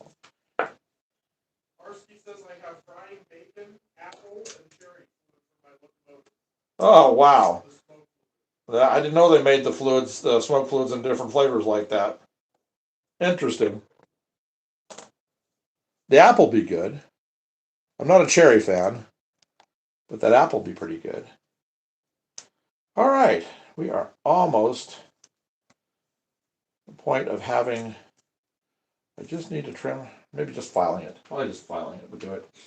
Let me grab the file. Where are my two files from yesterday that I was using to work on? I must put them back in my work tote, probably. I'm so not good about putting my tools back, but lately I've been trying to get better about it. And then I go looking around the layout for them, thinking I'm going to see them someplace, and then they're not. So. Liv says finally something good on live YouTube shorts. Well, I'm glad you're enjoying it. I'm not good at everything, but I try to make things entertaining, and I try to make them a little educational too. So, if it's something you haven't seen before or something different from the way you do it, I try to show different options. All right, how do we do there? Wow, boy, that's just, I think that's going to be snug, but I think it's going to be okay. Sub Double says my algorithm is everyone. Several streams, politics, sports, video games, religion, and even more politics. Now about trade. Well, I'm glad you decided to join us. There we go. There we go. All right. Now I got the fun of trying to put the rail joiners in. You have enough room on both sides? Yes, I do. Okay. So, back to the little packet of rail joiners. Got to get 4 of them. Then we'll tack everything down, and then we'll do a test run. And then I'll show all those that have just joined us that haven't seen it. I'll show this. I'll show what we've got going on the city. And we'll actually do. Hello. How'd you join us? We'll do 2. We'll get 2 trains going. I'll open up my. David says I'm 71 in a couple weeks. Found something I love. Oh well, good. Never too late to start. I'm just about ready to hit 60 myself. So my dad was model railroading up until the time he passed. And that was 90. So. Sub Double says I make car models. I think that's how I got here. Oh, make car models. Yeah, that might be. I've done a few of those. Not just train cars, but other cars. I've worked on a few. Let's see here. All right, let's try not to kill ourselves and stab ourselves. Arsky says I asked my CEO if I could set the train by the OR so I can run the front page and so forth. He didn't say no, but didn't say yes either. He just said walk away. That's pretty funny. Well, maybe he'll let you use that smoke eventually. You never know. I'm gonna Trim that off right there. Let's see here. Okay. I've got that one tie pushed back a little bit right now, trying to clear, getting this on. I'll try to push them back completely on that, so they've got a little bit of room to tuck them in right here. You kind of have to work this stuff back and forth a little bit. And like I said, then we'll do some testing, get the engines rolling on both tracks. Don't stab myself. Don't stab myself. Don't stab myself. I don't want to stab myself. Boy, this is getting really just kind of... There we go. Ken says I love it. Great. Glad you're... Tyler says hard to refuse bacon. Do what? Tyler says hard to refuse bacon. Yeah, bacon smell would be pretty good. Never thought about having bacon smell for your smoke on an engine. That's pretty funny. Okay. Joe says hello. Hello, Joe. Glad you've joined us. Oh, didn't I cut all four? Oh, yeah, there they are. My dad would say if it was a snake, it had bit me. All right, so we're going to see if I can get this. Sometimes it's just easier doing the ones that are on. I'm going to see if I can get this on here so I can get it tucked back all the way. So I'll make it easier. Jalen asks, do you recommend terminal rail joiners? Terminal rail joiners, yeah. Yeah. Uh-oh.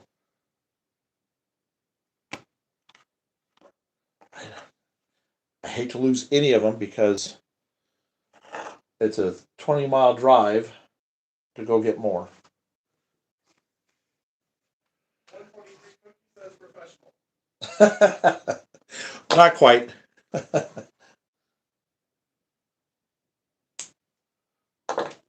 I just have fun at it. I'm not a professional at it. I have sold a lot of buildings and stuff over the years, custom made stuff. I know I'm going to pay for this. No. You're going to, come on. There you go. That's right. I was going to just rip my finger up. I've sold a lot of custom made buildings over the years, cars. Oh, this is going to be interesting. Come on, get in there. Are there any older train models with value? Yes, there are a lot of older train models with a lot of value. So, best thing to do is you just, whatever, if you see something or you have something, the best thing to do is Google it, what you have, or take a picture of it. And usually you'll find something on eBay that will give you a price idea. Excuse me, guys. Just a lot of phlegm today. The guy, we were talking with a guy yesterday, and he did junk removal. We were down at the hobby shop yesterday with our live feed, and he said that I'm going to have to go to the other side. He said that he had just cleaned out a place and had a lot of older trains. And he said, was this stuff really worth anything? And I said, yeah. And I said, the older stuff, you can have some really good collector's items there. And he was so upset because he didn't know, and he'd thrown most of it away, if not all of it away. And I said, just when you get a collection like that, you're not sure of, I said, just Google it. Take a picture, whatever, you'll find the values. And it was a guy that was an older fellow, and he was 78, and it was a lot of old equipment. So there's a lot of value in some of that old stuff. And I don't know what gauge it was. He didn't have a whole lot of info on it. So, yeah. Adrian says I have a deep appreciation of liking trains. As small ones and tracks are always separate. Pay attention to what you're doing when you buy another one, and Merry Christmas. Oh, well, thank you. Merry Christmas to you, too. Trains are fun. Just take your time with it. Arcade and John say hello. Oh, hello. 123 Cookie asked if you could say 6'7". All right. 6'7".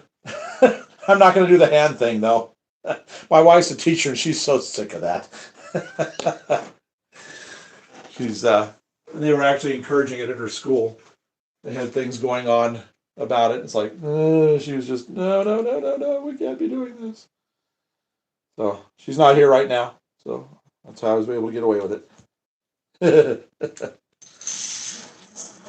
sent another thumbs up for 10 jewels. It says, one of these trains I hope I set up too. Oh, well, thank you for the 10 jewels. Well, just, find something that, find a set you like. Sets are always a great way to start off. And then just expand from there or just get your feet wet with that. And then, just go full blown custom. But just, practice first. And sets are a good way to do it. All right. That little piece went right in there. But I'm going to have a click, click, click, click, click going on here. But that's all right. I knew I was going to have odd areas that I was going to have to work with. Valor says I have some Lionel that someone said that they can be worth much. It can be. Lionel can be worth quite a bit. There's all kinds of guides about it, but again, like I recommended to other people, if they've got boxes, just put the item number in, item part number in, and you'll be able to find out what the values are. So that's what I would recommend you doing.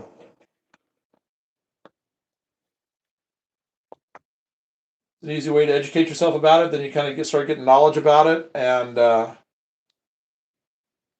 make it easy to decide whether you want to keep or sell, or some stuff might not be worth much, and you're better off just keeping it and having fun with it.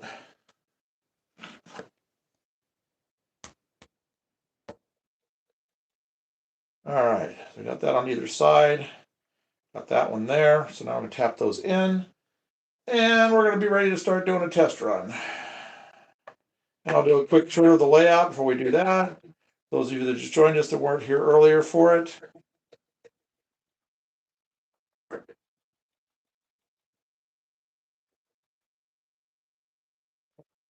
I didn't get this piece. Valor says I keep it. Good, good. It's always worth. You can always sell it later if you need to, But if you don't need the money and you can keep it, just keep it.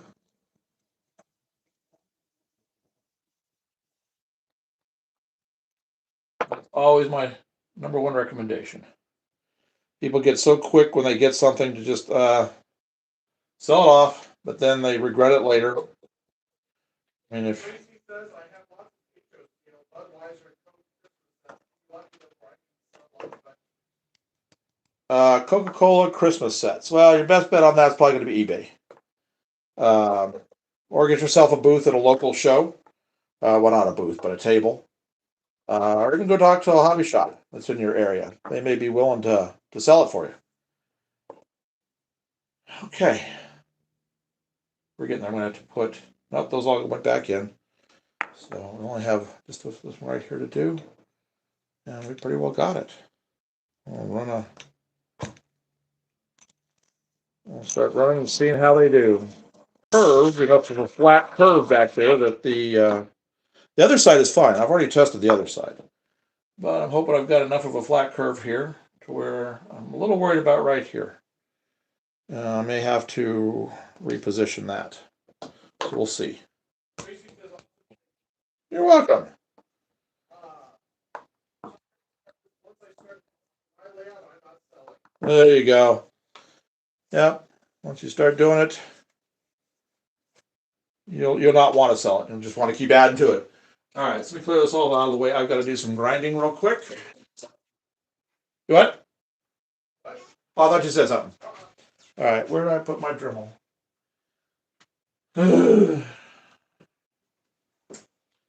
I always have a hard time finding my tools. Oh, thank you for the jewels. That's very kind. All right, I just have. Oh, there it is. Gotta look. All right, so we're going to grind these little areas down some, make things smoother. Yeah, I'm a little worried about right here. But we'll see.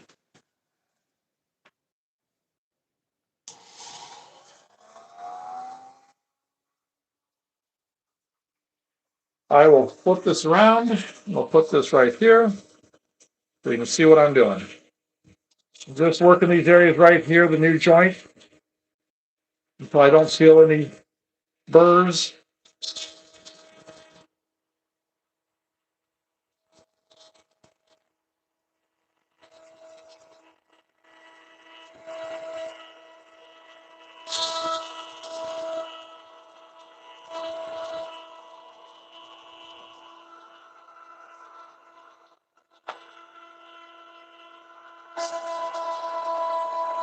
You don't even hear that one.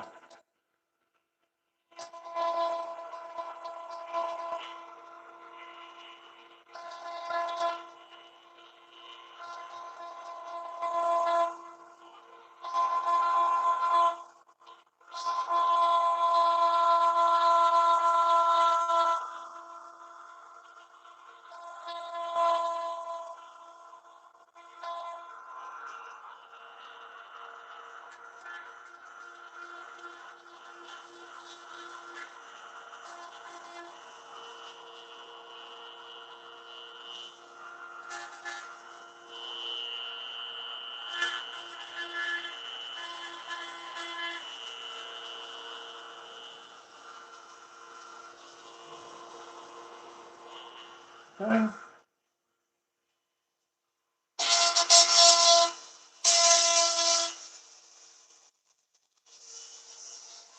Flip it around here, and we'll do the one on the curve.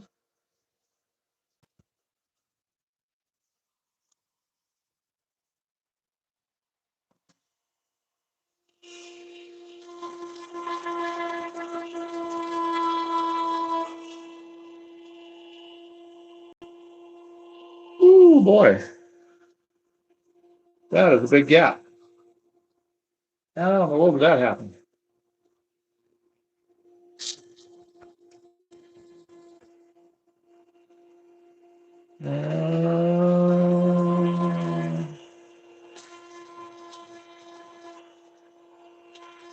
Let's see here. I could probably, I could probably split the difference. That's what I'll do is I'll split the difference on that. I'll hold the track that way, just the way about halfway to where it's just a small gap on each end. Let's see if I can do that. Mr. Wolf says, what type of locomotives are you putting We're gonna run some SD70s, ACEs here in just a little bit. Oh yeah, that okay, so tiny little gap here. I'd rather not have a gap here. And very little of a gap back here for some reason. Oh, that's fine. We're about to do some testing here in just a sec.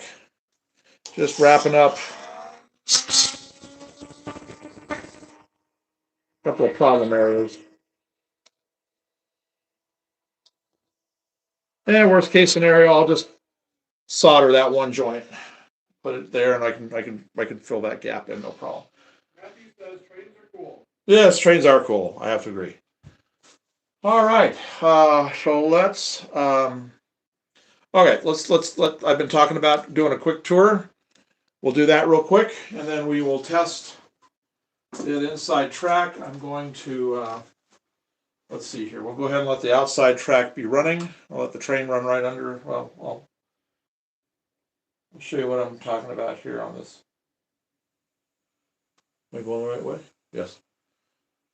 Okay, so here's the layout. This is the big city that we're going to be working on right here. This whole area is going to be nothing but skyscrapers. Well, this entire upper level is going to be nothing but skyscrapers all the way around. This is our lower three main lines that we have. This right here, I'm going to repurpose this. This was the platform for the old station, was going to be right here. I'm going to be taking this apart. I'm going to use this front part, and we're going to curve this back. I'm going to use a heat gun. This back wall I'm going to curve to fit here, and then we're going to do some supports here, and then we're going to cover all of this. And this huge skyscraper is going to move out onto top of that, along with the station, with stairs and an elevator that go down. We'll have all of our passenger loading and unloading there, and then buildings, tall buildings all over the place. We're going to have a couple of these overpasses right here. We got the one there. We got the one here. We'll have one over here. And you can see the track is just doing really nice. The outside one here, like I said, I'm a little worried on that inside, on that middle one. Yes, I love Montana Rail Link. The Aces are great. So here, I just got one for Christmas. I had the other one for my birthday. So now I got a nice pair of them. So this is going to be the big switching area right here. This whole area right here, I'm going to have switches going back and forth so we can get everything moved so that we can go over to the helix that's going to go over here. That will allow us to get to the elevated track on this pink level plus the pink level, and then get us down to our second level that's going to be down here that wraps all the way around. Well, this is HO right now, but it's going to be changed to N-scale. So over here, we're going to have a really cool tower, not tower, but a station.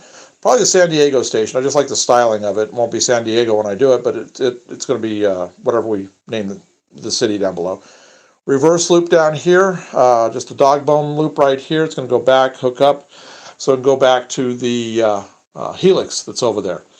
So what we've been doing is, for the past couple of days, is I've been painting track like this. I've been getting the track up and in. Since yesterday, we've been working on this outer line right here, and it's doing extremely well. So now I've got to test the middle line. We're gonna see how it does all the way around. I know it does pretty good up to about here, this area right here. So we're going to see now that we've got these areas done, how it does. I'm a little afraid of this curve right here. I think on 6 axles, I may have an issue with that. So I may have to work on that a little later. But then we're going to go ahead and put the ties in right here. We'll get all these gaps filled in where we've got joints, and we'll get all that touched up. So that's going to be the next thing we do, depending upon how well the test run goes. So we're going to stop this, and then I'm going to switch leads. We'll just stop it right about there. Earlier today, before we were live streaming, I went ahead and soldered my leads here and here. I tested this one. I haven't tested this one yet. There's a little bit of a bulge right here where the soldering is, but it's on the outside. Do what? Oh, well, thank you. Glad you like it. Yes, and there's our little Tesla truck. So let me change tracks. We'll put this on the middle track, and then we'll cross our fingers. Like I said, I know the middle track works pretty well through most of it.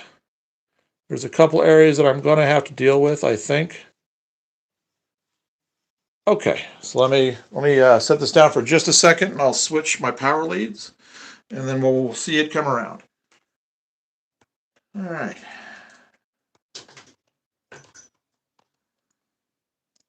I haven't even tested this inside one yet, or the middle track yet. So we'll see how it goes, if I got a good solder on that or not. All right, cross our fingers. Here we go. Yes, it is N-scale. Oh, I don't have it on the track. I thought it was. What is the issue here? Oh, it's the back one. There we go. There we are. Okay. That should work a lot better now. Yes, it does. Okay. I did have issues with this far track. I think this inside track here is okay. I'll know here when it comes around. I always check to see if there's any derailments. Nope, it's fine. Okay, it's doing good. Well, thank you. I'm glad you like it. So now we're going to see if I can get over, if I've got this ground down enough. Not even a noise. We're okay. Now the test. This curve. I don't hold much hopes for it now that I'm looking at it.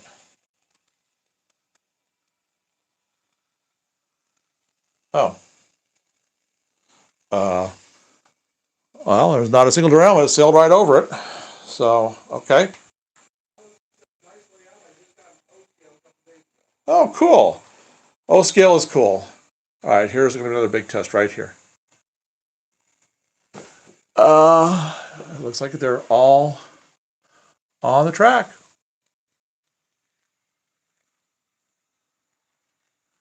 And through the ballast.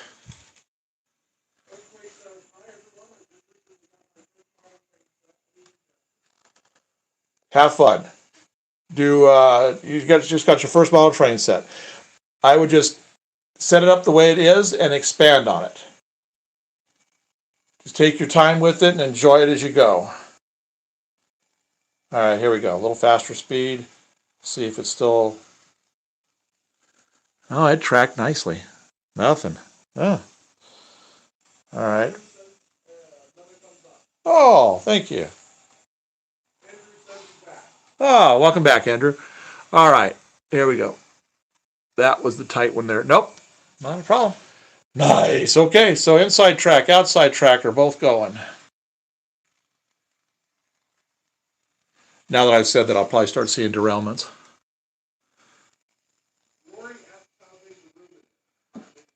I'm going to back this up and I'll show. Somebody asked how big the room is.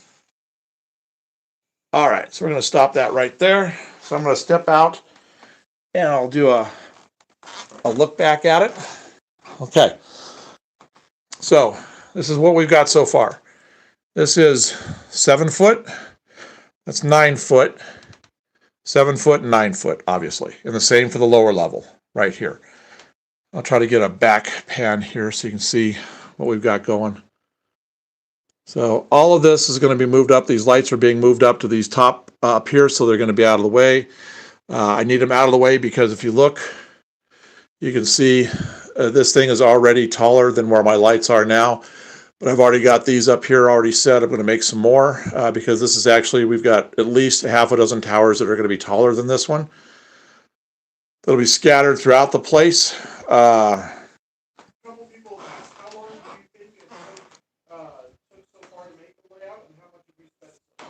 Okay, so, oh, I saw the one with the lights. Yes, there are lights on the front, ditch lights and regulars.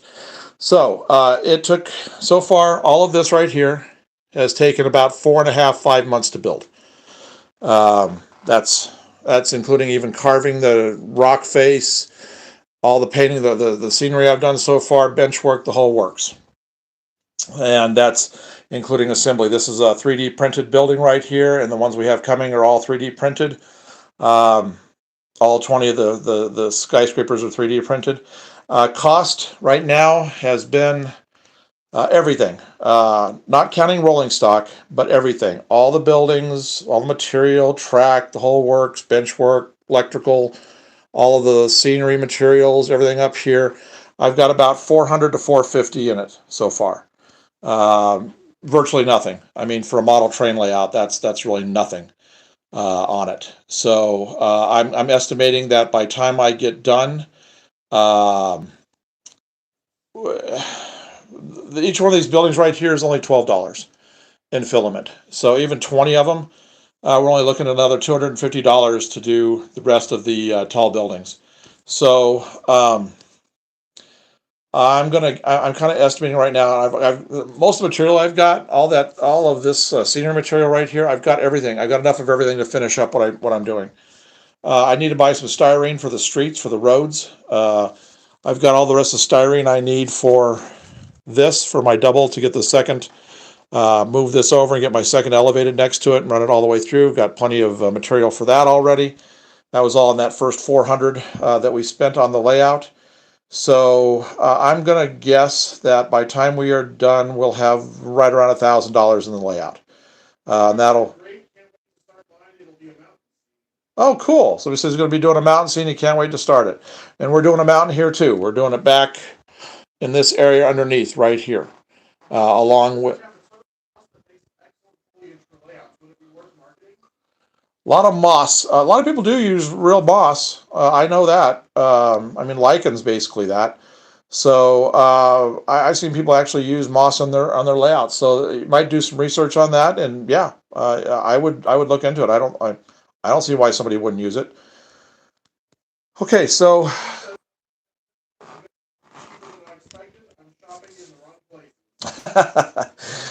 Somebody says that it's cheaper than expected. He's shopping in the wrong places. I'm going to tell you right now, the 3D printer has been our best friend.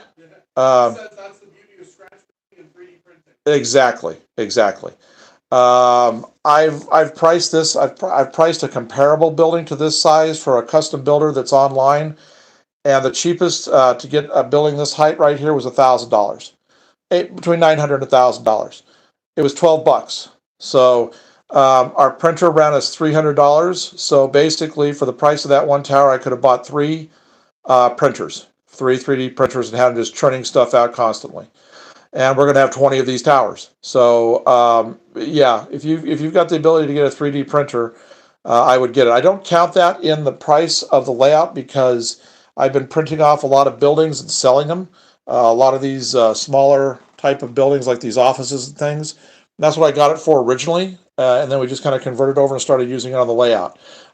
This stuff right here, these little buildings already paid for the printer, so I just didn't count that in there. But some people, you may have to factor that in. But it will save you thousands of dollars in the long run, thousands and thousands. Because if you take 20 of these skyscrapers that we're going to have here, and you took an average of $800 to $900 for these guys that make these kits online versus what we printed. Well, I mean, the math on that's pretty easy to do. That's $16,000 just in the towers, not counting all the rest of the stuff that we print with it. Our elevated track, our bridges that we have over there, all the small buildings. That's just the towers. Then we have all the small buildings that are going to be going with it. Hundreds of those buildings. So if you have the wherewithal to be able to do it, we use the what is it we use?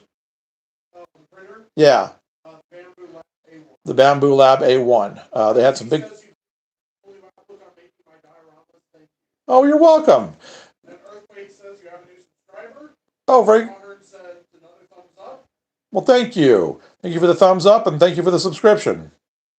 Sakti says I'm trying to make Japan diorama. All the buildings are DIY, but I'm a beginner. For Japan diorama, you could probably find STL files if you want to print some. Some of the buildings we're doing are from around the world. So if I was you, I'd just take a look around. If you can get a 3D printer, if you already got one, you can probably find everything you need to print. We're printing buildings. This one guy has buildings from this right here. There's a file another guy did, a design. The building's only supposed to be like this tall right here.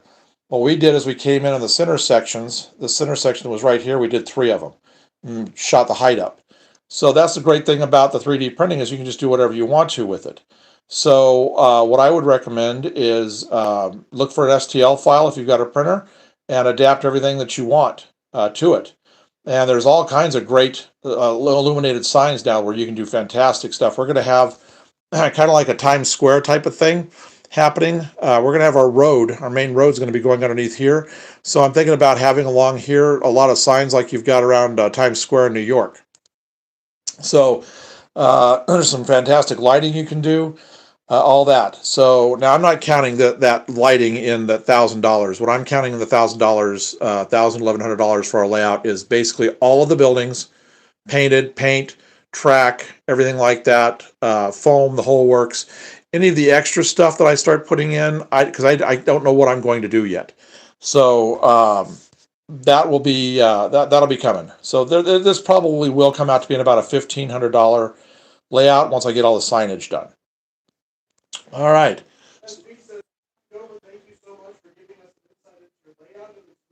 Oh, well, thank you for joining us, and I'm glad you liked it. And I'll say before you go, and everybody else that's here too, once this is done and I have it operational, I've got the plugs out here for the DCC. At that point, I will be telling you where we're at, more specifically where we're at. And if you come through our area, contact us with plenty of time ahead of time, and I'd be happy to have you by, and we'll have a run session.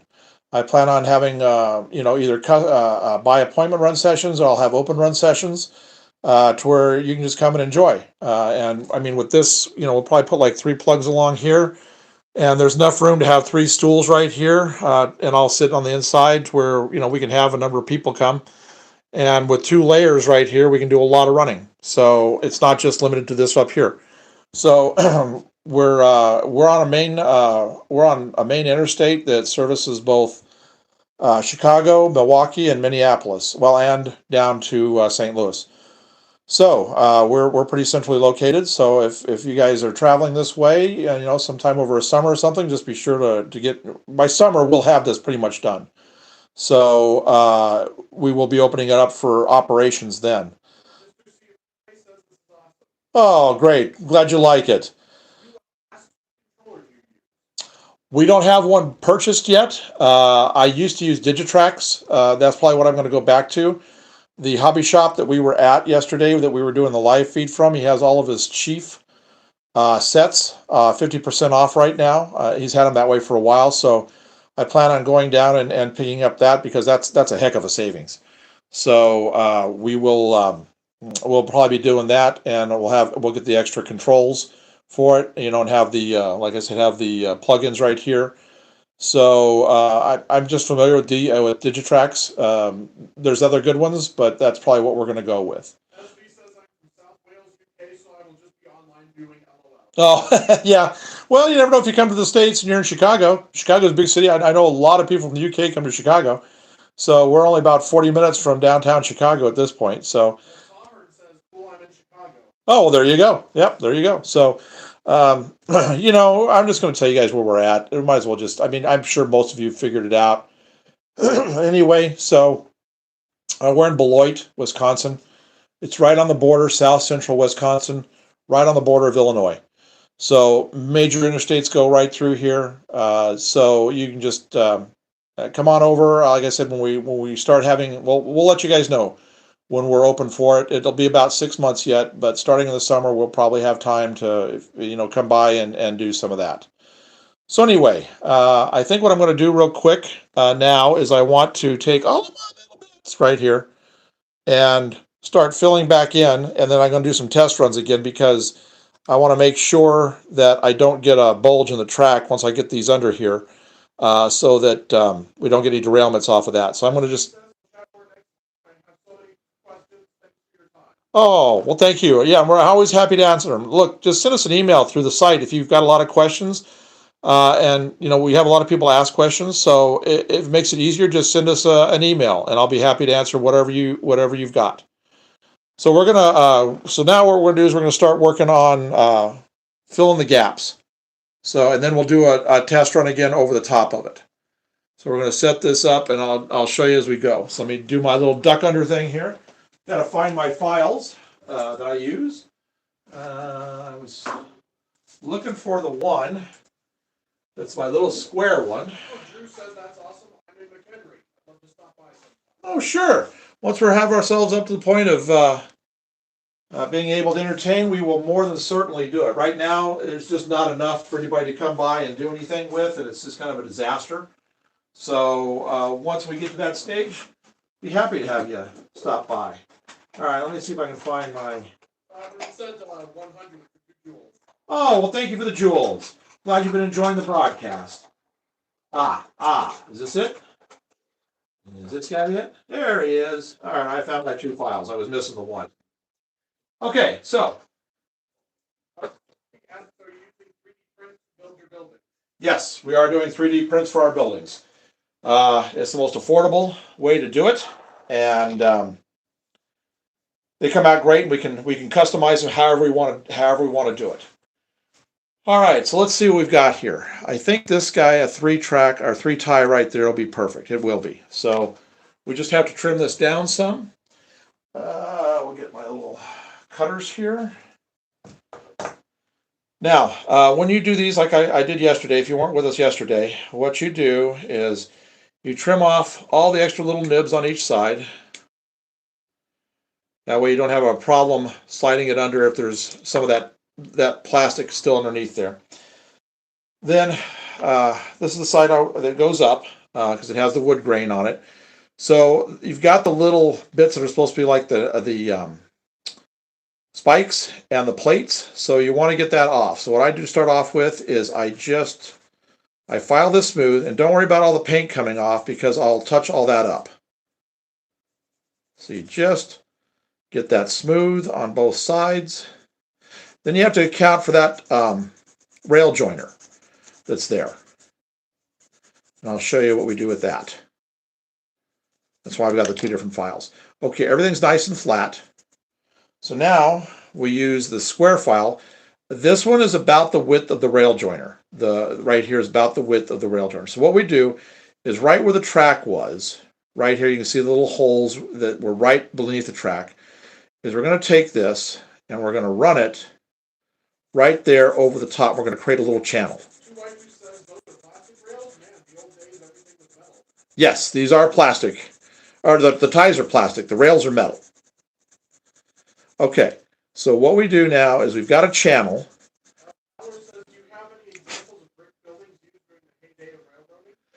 Brick buildings, we do have some, but they're not out on the layout yet. We will be adding because we'll have an older downtown, older part of the city. Even though the city's mostly modern, we will have an older section that'll have some of the older brick buildings.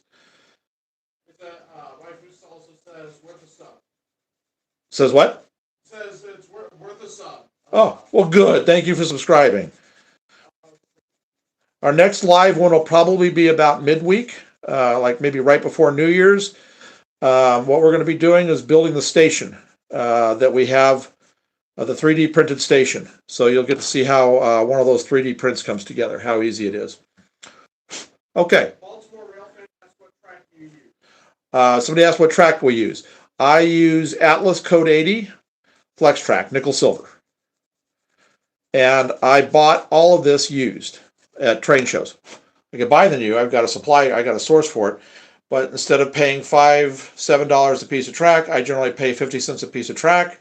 I use 600 grit sandpaper before I paint my ties. I come across the rail. All the rail, I have it over there, not obviously in place.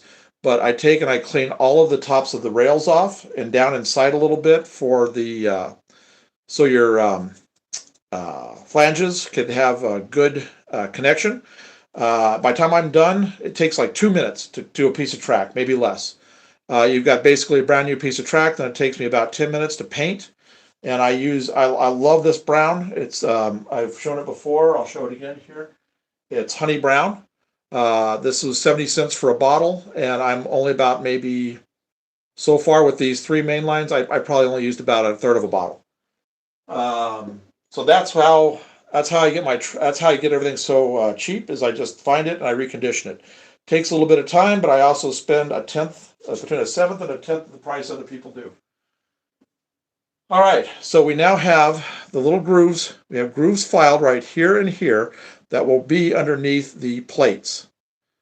So now what we're going to do is we're just going to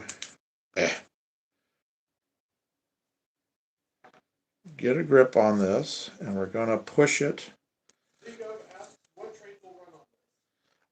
got a variety of them. We've been testing today with Atlas SD70 ACEs, and I'll be testing again here in a little bit as I get these areas finished. And I get these ties in place because I'm going to want to check, make sure I don't have any little bulges right in these areas. Okay, so as you can see, that went right in. I'm going to take a look. I don't see a bulge. It didn't change anything as far as the smoothness goes. So all that will be left to do, along with painting the nails on either side, is I've got to put a little bit of paint right back in those areas. I do think I am going to put a little bit of solder right here to seal that up. But for right now, it's okay. So now, we just got to take a look.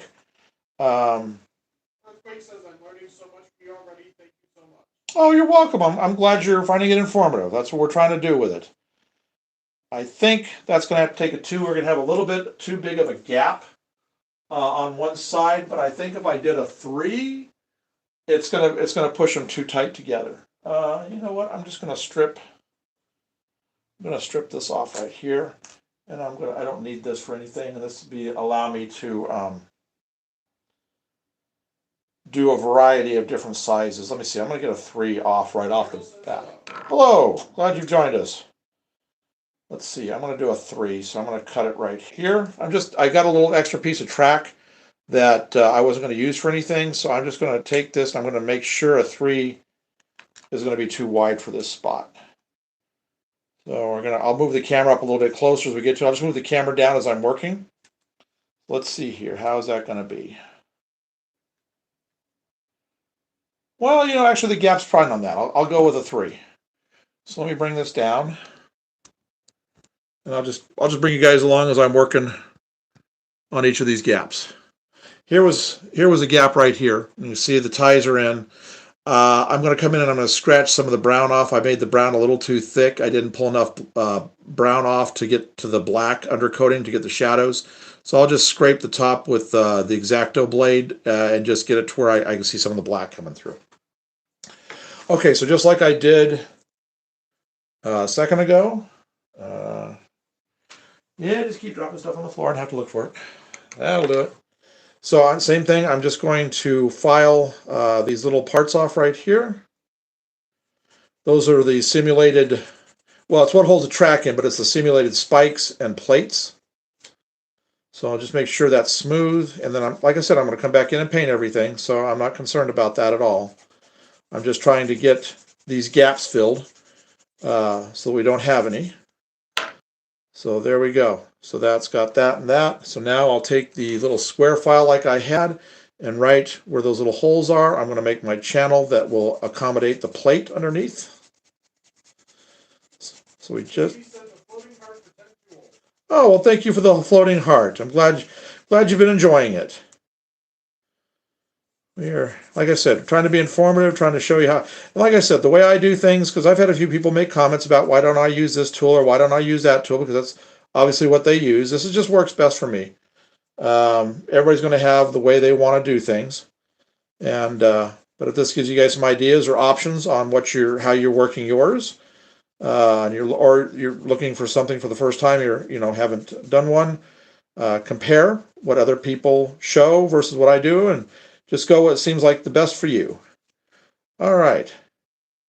So we've got this one done. Oh, and I will come back in and I'll paint these areas that I've been working on. That'll be going back to the gray that I had on there before, because, like I said, that really hides. He says after all the time with having invested watching you build this, summertime sounds like a good time to visit the layout. That fits my schedule. You betcha. You betcha. I know it's a drive from Florida, but if you're ever up this way, more than welcome. We'll sit around. We'll do an entire day of running. We'll have a good time with it. All right. Somebody asked what my favorite model is. Right now, I've got a couple. Just trying to get this worked in here. Doggone it. Broke a tie, but I can get that. If I can just get this under here, then I can hide those little glitches with the ballast. There we go. My favorite model that I have in my personal collection right now is my Surfliner. I got it at a train show. Great deal. I'll show it to you here in just a sec. Let me just get this kind of... It is a little tight right here between those two rails, but once the ballast is in, I doubt it's going to even be noticeable. I just want to make sure this one is right here is pushed in. I gave my track gang the day off. They took the weekend for the holidays. They took the week off between Christmas and New Year's. Let me show you. Oh, here. I'll show you. This right here. Oh, well, yeah, that's true.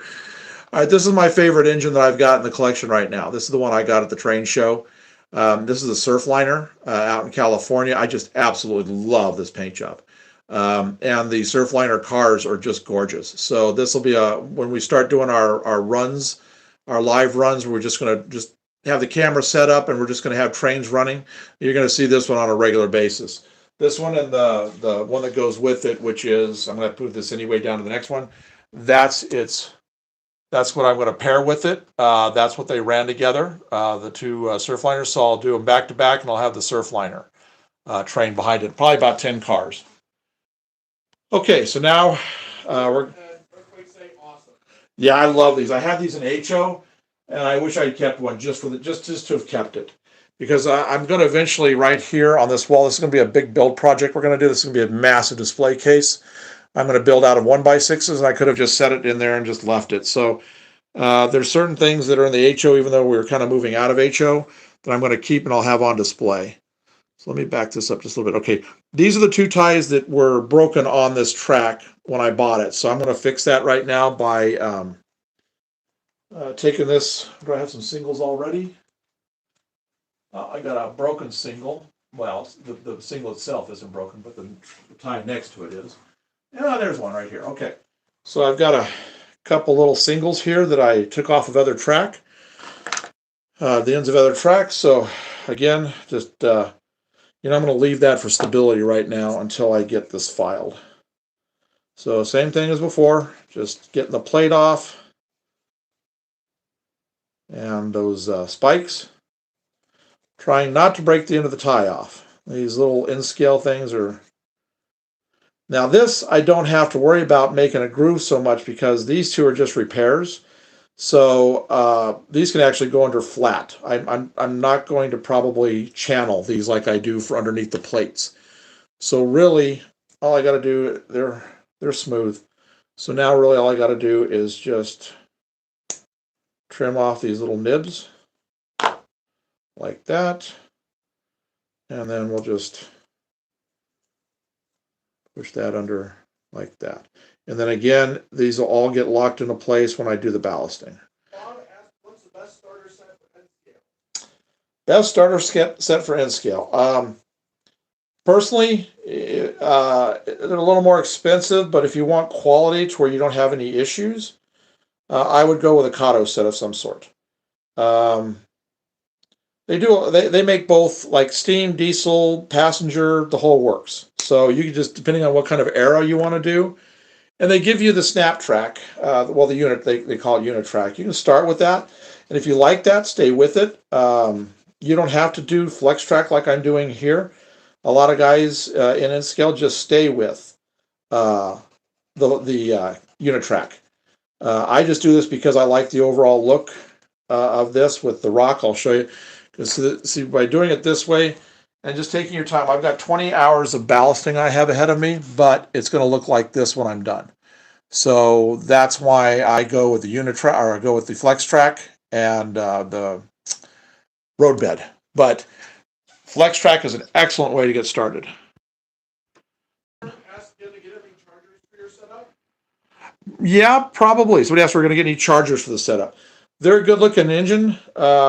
I like that you can buy the light kit, that you can light up the inside of the in area like they do in real life. And I've seen them at the train shows, and they're really cool looking. So when you get that glow coming out of that big like window on the side of the engine. So yes, I will be getting some chargers eventually. All right. So let's... too big a... all the years of drawing and everything, my hands, my knuckles are just a little big these days, so I just have to work stuff in. There we go. All right, so there's our two that were here and here. There's those two gaps. So we're going to come down and we're going to tackle this one right here. We'll see what we're going to need for that. I bet that's going to be a 3. Be a 3. So I will take this one I've been taking stuff off of. I will get another 3. We've almost got this whole straight stretch, and then we're going to run the engines, make sure I haven't created any high spots that are going to be issues that make it derail. Lyric says make sure you have your tamper and ballast regulator for that. Yeah, tamper and ballast regulator. You know, actually, we've got what's really cool is with the 3D printing is we're going to print off the entire MOW equipment.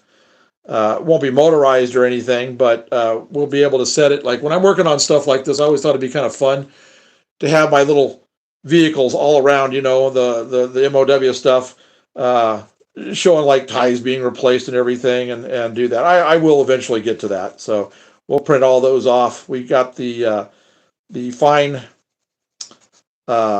print head for the 3D printer, so we'll be able to do those because they have a lot of small parts. So, but we've got that coming. Ask what scale would you recommend for Startup. Well, a lot of it depends on what kind of a space you have and what you're wanting to do. So we want to know what I would recommend as a startup. HO has got so much stuff. It's a good startup, but you've got to have a decent. I mean, you could do an oval on fairly good oval on a 4x8 sheet of plywood, or like a door. Some people use like old doors to work on. just to get your feet wet in it, just to see how you like it. If space is really an issue, then I would recommend in. I wouldn't go to get started. I wouldn't go small in that because you're going to get frustrated with the size it takes. Doing like Z and T, you should probably have already been working in a smaller scale to begin with. O is great, but you've got to have a lot of room for it. So it just depends on what you're wanting to do and what size, what space you have. My dad always did HO, but he always had a full basement. I personally am working in a my layout fits in a 7-foot by 9-foot area, and I have 2 levels. So N-Scale works best for this. Well, for what I want to do, because what I want to do is create a massive city. So in case you haven't seen it, these are the buildings that were with all the 3D stuff that we're going to be printing. This is the first of about 20 of the buildings. So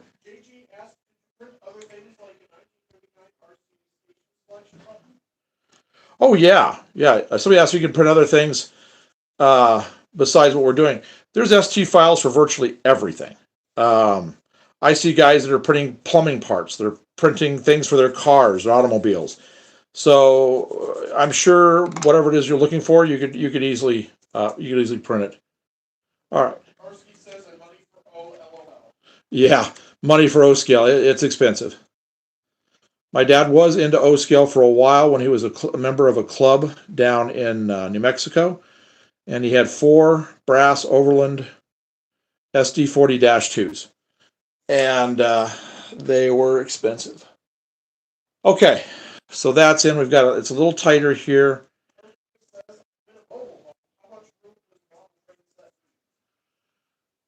All right, so he says they're in the mobile home. How much room? I've seen N scales on boards as small as like 2.5 foot by 4 foot. HO, you probably still need to have about a 4 foot by 8 foot because of the radiuses you're going to need for your engines. O scale, I probably wouldn't recommend that. But one of those two. So just depending on what kind of size you have, that should give you an idea. So if you've got say a 6 foot by 8 foot section, you could probably easily do an HO, or a really, a starting HO set, or a very large N scale. All right, we're going to put this guy right here. Looks like that's a nice 4 piece for gap. That's you? Oh, okay. Oh, okay.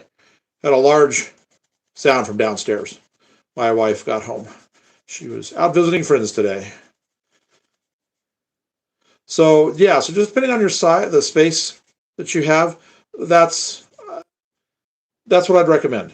So if you want more, go within. If you want to see the things have a little bit larger, but you've only got a small spot, go with a simple loop HO, and you'll be good. So, like I said, I think O scale would probably be, So if you have a 10 foot by 10 foot room, you could build an empire like this or have a decent O scale. So if you've got like a second bedroom there where you're at, you could probably do that. I went with perimeter versus having the islands come into the room because I wanted to have room in the middle to do all the work I needed to do on everything. So if you're wanting to do like the peninsulas that come in and stuff, then you probably have to go with N.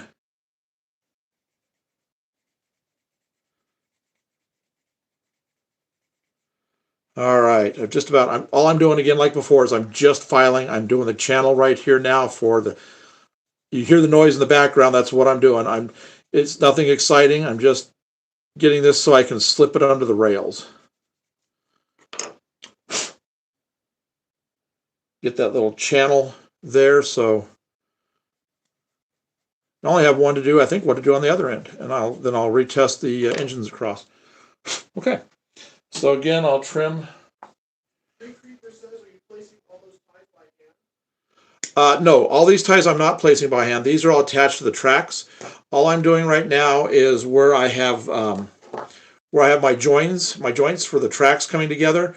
In order to get these plates, you have to have room on either side. So I had to trim ties out a little bit on each side so that I could get these rail joiners in. So now all I'm doing is going back in and I'm filling them in with loose that will be locked down by putting the ballast in later. So we're just... Earthquake says I don't understand what HO scale HO means. is, here, I'll show you what HO is here in just a sec. This is in scale that we're working with.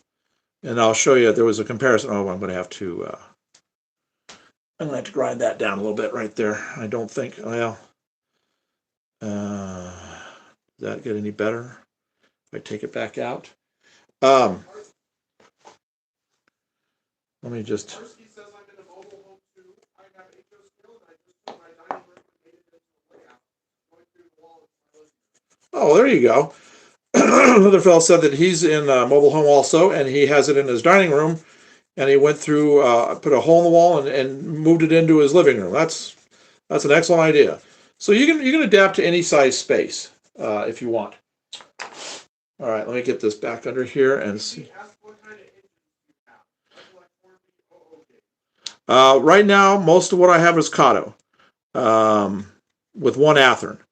And I'll probably be sticking mostly with Kato because I just like how quiet they are and how well they perform.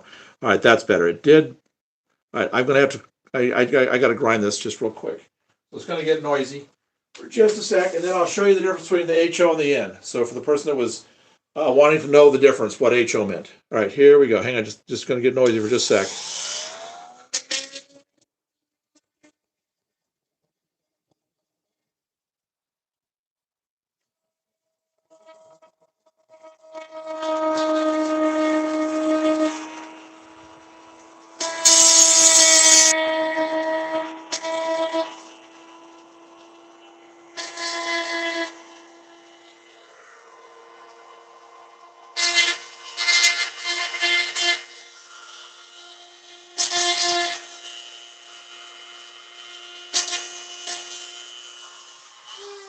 That should be pretty good. Okay.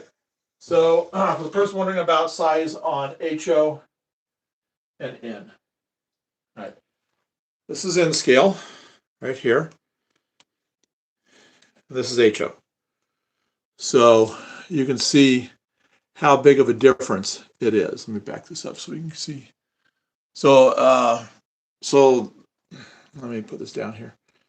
So this car is roughly here about maybe 3.5, 4 inches. This one's pushing 6 to 7. So just depending upon, and now if you factor that into like your wall lengths, let's say it's a 10-foot wall that you're working with, you could have about a 15-car train of these running along one wall versus something like this where you could have almost triple that, between double and triple that. So it just depends on how much you're wanting to run, the length of your trains with the space that you've got.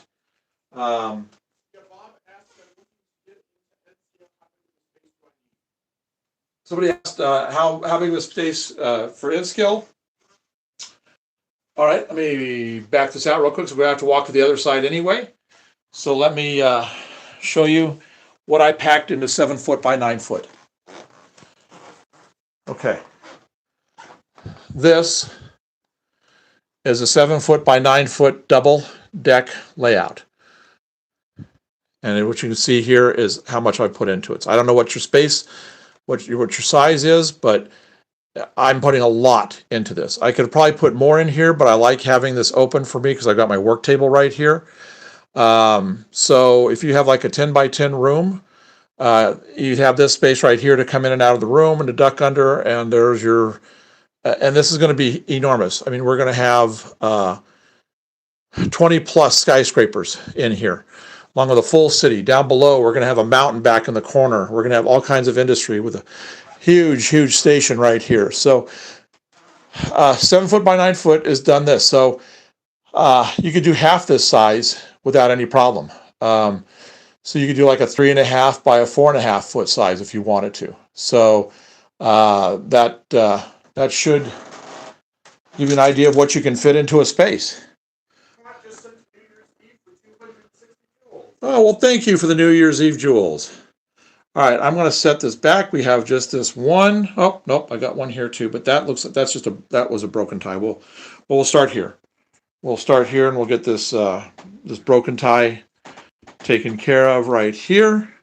And then we'll swing around the corner and we'll do that last thing, and then we'll do another engine test. Make sure I didn't hose everything up with raising the track and sticking that stuff underneath there. So I need a single tie. So I've got one. And again, this one isn't on a joint. So I don't have to create the channel like I do underneath. So all I'm going to do is just quickly take my little tie right here that was off of another track, and I'll just sand off the little nibs and slide it under. And then we get done with this and we test the engine going across through everything. Then I'll show you how I get everything painted to make it look the same. It doesn't take long, and that way I'll paint all the nail heads so they blend in. Because over there on the other side, I doubt you saw the nail heads when I was showing that ballast, because they really just disappear when you paint them the color of the ties. So we just about got this. And then we just have this one left right here in the corner. Oh, here, there we go. All right, just got to make sure you get all that smooth. Okay, so this I should be able just to slide this right under. Yep, it'll be loose, but again, ballast will take care of that. All right, so let's move this over to here. Yep, that should do it. Okay, so let's get that little piece I've been working with. We'll cut off the size we need. So set this right here. 3 will do it just fine. Okay, so I'll cut that. So all I'm going to do is, see on the other side of these things, it just has the plastic moves back and forth. They leave you a gap, like the Atlas Flex track will leave you a gap ever so often like this, so you can bend the track. So it makes for cutting things easier, unless, you know, here I've got to do 3, so I'm going to have to cut both of these. But that shows you how the underside of that looks. So I'm going to want to take and trim off this, and trim off this. And then I've got another single track right here for something later. Earthquake says I was told the diesel could be run inside. Is there a way to be able to run diesel inside without any issues? You can't run a diesel inside. Unless it's, you know, I'm assuming it's a diesel model, but it's an electric model that's a diesel. Unless you're actually have like a live steam type of thing or a live model like that. In which case, if you're like running gas in it, then I wouldn't recommend it. But if it's just a diesel model that's using electric current like we're using, then you've got no problems. Eric asked, do you have a River Rossi Big Boy? I used to have a River Rossi Big Boy. I used to have a River Rossi Challenger. They were all in HO scale, but then when I moved into N scale, I sold that stuff off. That was a long time ago. But I do plan on getting them in N scale. I'll probably get, well, I'll probably change the number. I like 4004 as the number. I know 4014 is the one they've restored, but I just like the 4004. So whatever one I get, I'll probably change to that engine number. All right, so again, I'm just filing. This is what you kept hearing the noises for, like I showed you. I'm just filing this groove in. This one's got a little bit of an unevenness to it right here, so I'm going to make sure I get a really deep groove. So I've got a lot of room to work.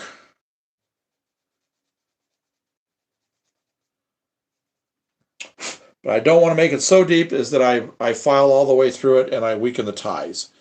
So there's a balance you got to do if you've got to do something like this. It's all by feel, and if you practice, you'll get it. It's no big deal. And this is all just aesthetics, is all I'm working on right here. You just want it to look right. And you could leave it like that if you wanted to, if you didn't feel like messing with this. But this takes just a few minutes and brings it all back. Earthquake says I'd love to get a hold of the Amtrak Southwest Chief and Model Train set. Oh yeah, this is the Amtrak Southwest Chief. Yeah, that would be a good set to have. Sarah says I'm new to mini trains. What would be a good engine to go with? something, a good engine to go with being new. You want something that's going to be reliable and easy to work with out of the box. I guess it depends on whether you're going to go with DCC or DC.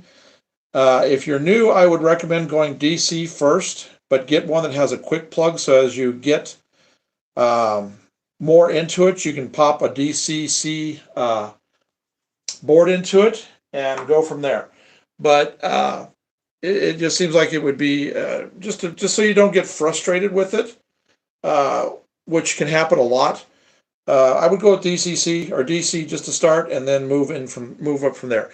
So then, as far as that goes, depends on what era you're wanting to do, whether you're wanting to do steam or diesel. I would recommend diesel to get started with. Steam can be kind of finicky, especially if you get like the bigger class steam engines for your curves and things like that.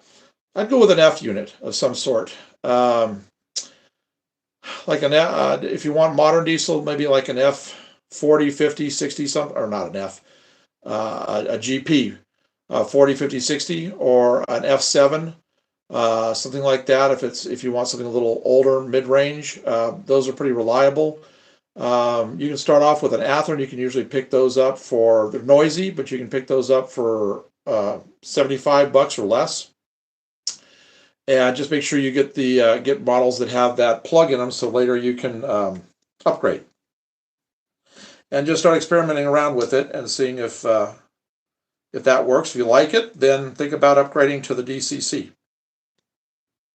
Now, says, imagine the effort in a scale steam engine.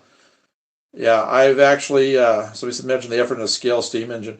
When we lived in Albuquerque, I can't remember the scale it was, but it's the ones you ride. He had it in his backyard, and that was pretty amazing. He had a tunnel in the backyard, and you'd ride on top of the cars, and you'd go under it. I got to do a little grinding here. Hang on just a second, because it did. And Tara says thank you for that. Oh, you're welcome. Yeah. Any questions you have, if we're never on, and but we're on a lot. But if we're never on and you have a question, send us an email. We've got the contact information on our channel. Just send us an email and we'll get back to you. We're pretty quick on returning them. Let me get this real quick here.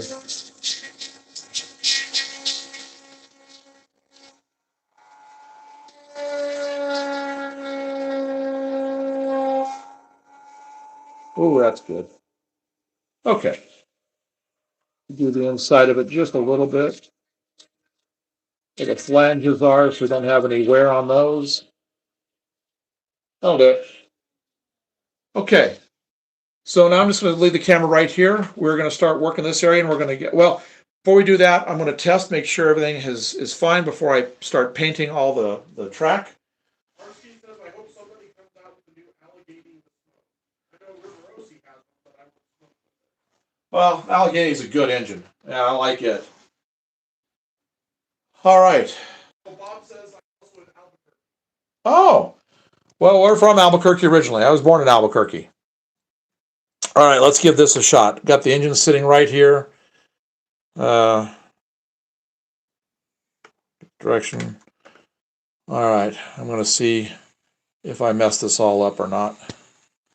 Sorry about that. I hit the camera a little bit. So first test is going to be.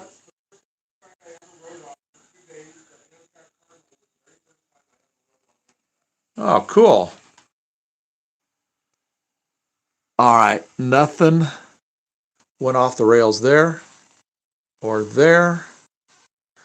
Everything looks good. I'm looking at the wheels and the reflections. They're fine. See how that does. Yep, that's good. Here's a big test right here because I had to do a lot of grinding right here. All right, let me get past here and I'll see what the wheels look like. Nope, no derailments there. Okay. So now everything's fine. So now we can paint. The ties get everything looking better. Yeah, this is going to look really good when we have the trains disappearing underneath this big building in the station. When we get that built, that's going to look really good. Have the light shining down underneath so you'll be able to see it.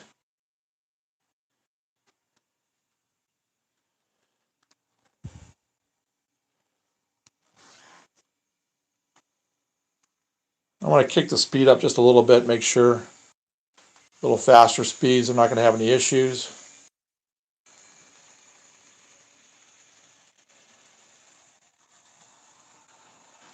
Okay, big test. Oh, did all right. So I really work hard on the track to make sure everything is just smooth as silk. If I have issues, I'll work it out.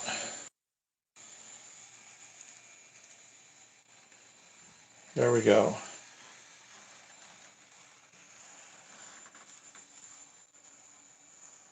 Okay, right here. Let me see how the wheels. No, they're fine. They're fine right there. Excellent. All right. So we'll bring this around and we'll stop it and we'll paint these ties and the nail heads. Do what? Thank you. I'm happy. Yeah, I'm pleased with. I'm going to stop it here on the straight stretch. There we go. All right, we'll do a test again after I get the painting done and it dries, because I'll make sure I didn't get any paint on the inside of the rail. They could possibly disrupt the electric flow. Yes, success. Yes. We're getting there. 2 tracks now, outside and inside. This is the one that's. We'll discuss that later. So I think I will. Let me see. I'll put it this way because I'll be painting with my right hand. Appreciate what you said. Success, yeah. Yeah. So we are right here. We're going to start right here and we'll start painting. All right, I got to load up a little bit of paint and I'll thin it down some. I showed you guys how I do that before. Again, for my ties, this is what I use. I use the Honey Brown. I've only used about a third of this bottle so far for all the ties that you see on all the tracks here so far. So it's not bad. It goes a long ways. So I will go ahead and I'll thin it down so I don't have to bring the water over. I do about half the puddle of paint I put in, I thin it to an ink consistency. I'll show you here in a sec. And the other half I use as a just regular standard, just paint right out of the bottle. Okay, I'll get my get a paper towel so I can clean. Okay, so here's what I use. As you can tell, I've used this an awful lot. This is the thinner ink consistency over here, and the thicker. Grace said New Year's Eve, 2026. Oh well, thank you for the New Year's Eve, Jules. You know what? I'm going to get my other brush because I'm working down inside track at an angle. So I have a little thinner of a brush that I use for doing this stuff, this finer stuff. So now we're just going to come in here and we're going to float this paint right on top, and then I'll take some off. We'll get the base coat in on there, and got to remember to get your sides where you filed on the sides too. Okay, so now just dab that off, and we'll just come in, we'll just take some of the paint right off and get it back down to the black that's there. So you get some of those shadows coming through. I don't think I got any paint up on top there, but I always just take my finger across just to play it safe. Derek says, hi everybody, I thought you abandoned the whole HO scale. That looks like HO, not N. Might just not see it right now. Oh, yeah, the HO's down below. This is the N. And yes, we did abandon the HO for now until we get to the attic. And then we'll have an HO up there.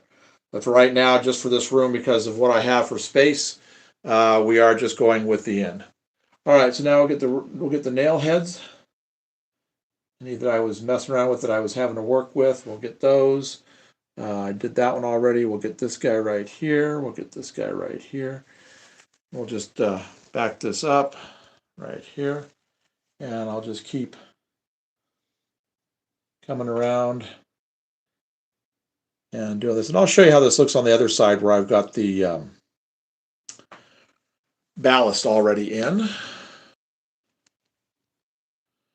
And how it just kind of disappears for us.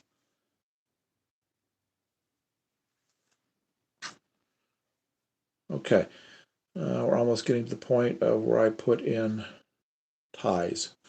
Okay, so we have, I'm going to back this up so you can see them all. Yeah, it's pretty good. So we got a set of 3 here, and we got the single here that we had to slide under. He's loose. He's really loose. So I'll have to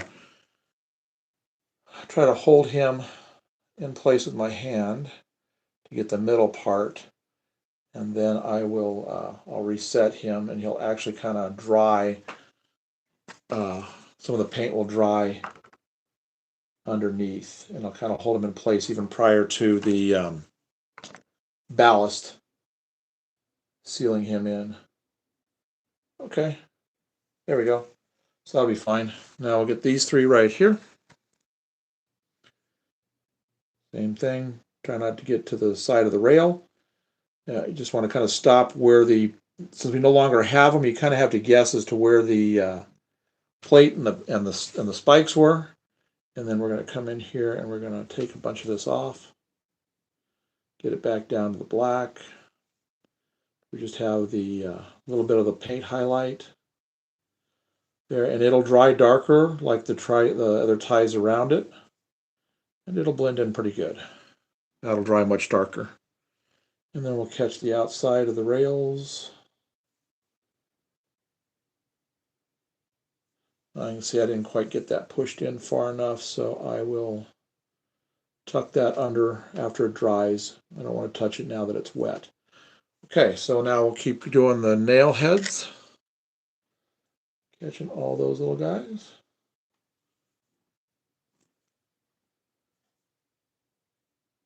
Here, here, here. I'm going to put a little bit of solder here. I'll probably take care of that this evening. To finish that gap up, I'll solder from the outside so I don't make a bulge here. And then I'll use the Dremel and I'll make that all smooth.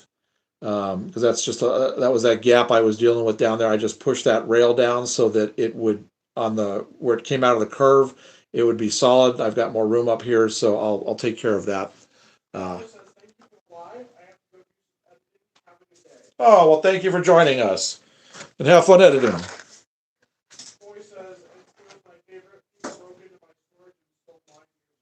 Oh, I'm sorry to hear that. Somebody said he loves N-Scale, but somebody broke into his storage years ago and stole all of his. Well, I hope you had it insured and were able to get something back out of it. All right, we're going to just do this. This is the other joint right here. We're moving along pretty fast now. Doesn't seem like it, but we really are.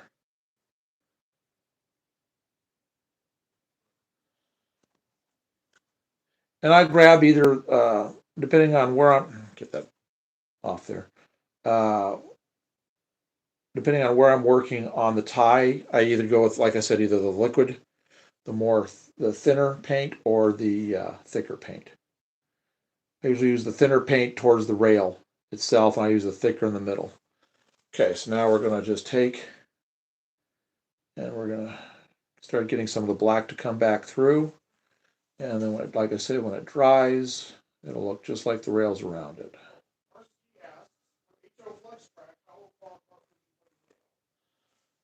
Okay, so on HO Flex Track, how far apart would I put a nail? N-Scale here, I've got them about every 7-8 inches. So I would say like a foot, maybe a little more. That should probably do you. If he's except on a curve you're going to want to put a few more just for stability, so you don't have to worry about it. Like down on the curves here, I've done them. They're probably about 4 inches apart, right around there. So that's I would recommend about that. Okay, let's get that guy. And we got to get this guy. Now I'm coming down here where I've got those singles as well, and I'm going to have to try to find them. There's one right here. This was a single that I put in. So I'm probably going to have to hold on to that. It's probably going to be pretty loose. Where'd he go? Here he is. Oh, he's pretty solid. That's not bad. Okay, so then we'll get the brush dry, and we'll come back in here and we'll pull that off, get as much off as we can.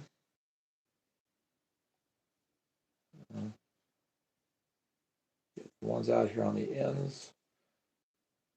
There we go. There, that's good. I like that.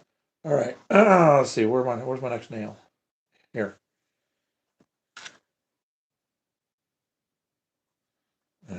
Come on. And where's the next one? Should be one right along here. Here. Okay. I thought I had another gap right here, a single gap right. Oh, it's him? This may be him right here. They're fairly close together. This one and this one over here. All right.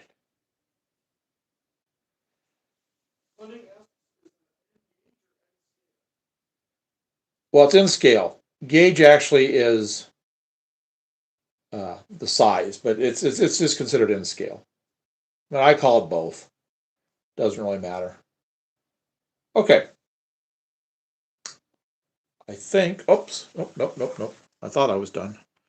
We'll back this up just a little bit.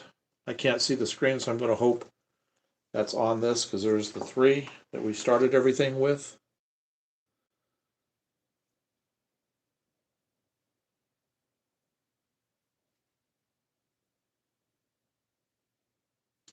And the nail head there, and the nail head there. Oh, this one's pretty good, but I'm going to take a little bit of that off right here. Blends in a little bit more. There we go. I've got heading into a curve, so I'm going to have a few more nails here. I thought I did most of these already, but maybe not. All right, we'll turn it around like this. Give me just a second. I'll get zoomed in on that area. I'm just getting the nails as I'm coming around. Okay, that nail is done. All right, we'll just put this right here. Let's see. Let's see. This is where I'm at, so I'll back it up just a little bit. Okay. While we're waiting for this to dry, I think I will work on I'll show you what I was talking about on my painting the ground, so that when you put your landscape material down, you've got nice varying colors. Plus, I'll need to come in here and paint all my grays.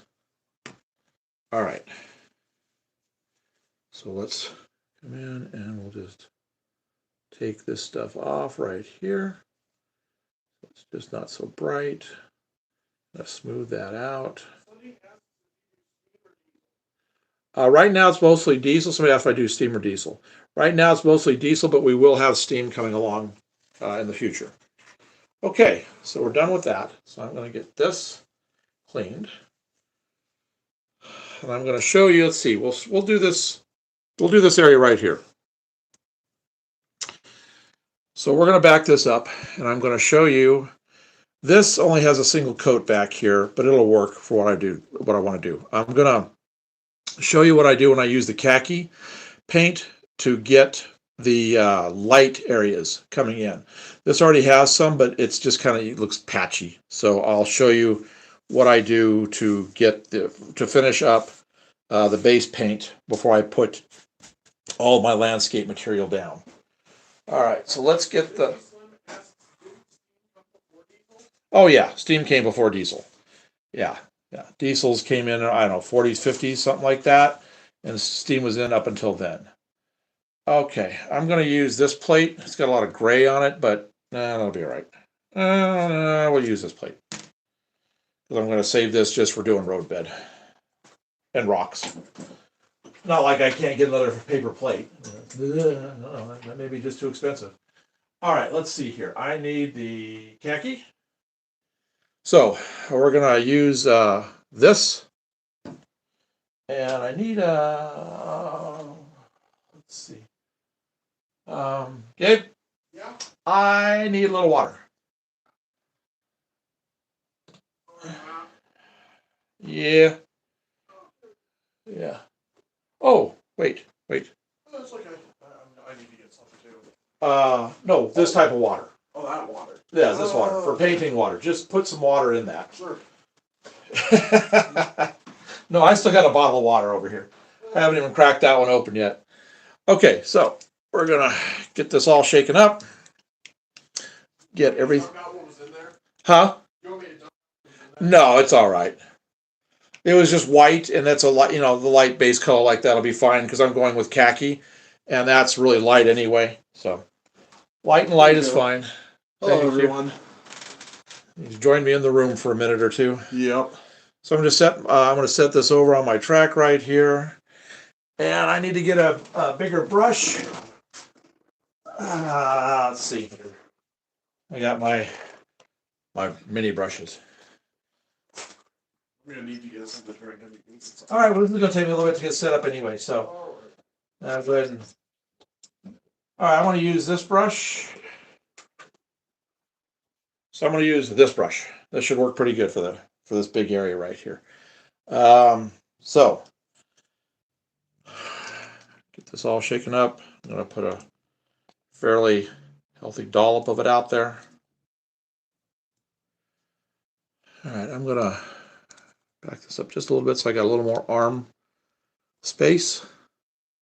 Okay, so we're going to get this thinned out. And I have to do this between all the tracks. Wherever I paint the chestnut color, which is the deep brown, you don't have to. I just do this because I never know where my scenery material is going to go, if it's going to cover everything or not. Okay. And these gaps right here, I'll fill those before I get to doing the scenery, or the scenery itself will fill it. All right, so here's how you get this paint to flow, and it works really good. So I'm going to start right here. We're just going to put a daub of that down. I'm going to have this closer, and here's what we do. We're just going to make this super liquidy. I'm just going to keep putting water on here.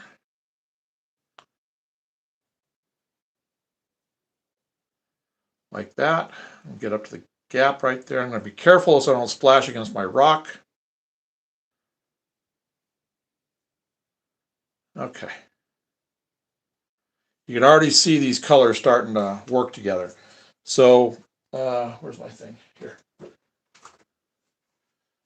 I want to take some of this excess water off. So I just get a little paper towel, and we're going to dab, dab, dab, dab, dab, dab, dab, dab, dab.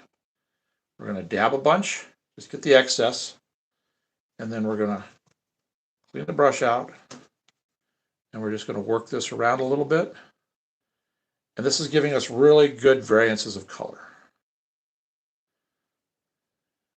This is 15 years of art class. Woo. You're learning in like 5 minutes. Okay, so then we're going to take and we're just going to dab this just randomly there. Perfect. So now you can see we've got light areas, we've got dark areas. So I'm going to do this with all of the brown. I know I probably should just go ahead and put my last coat of brown on there, because otherwise I know I'm not going to be happy with that. And since a lot of it gets covered with, people are going to say, well, you're going to cover that with a lot of material anyway, so what does it matter? Well, that's the OCD.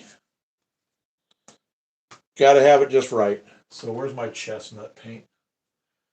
I just had it because I was working up here. Ah, there it is.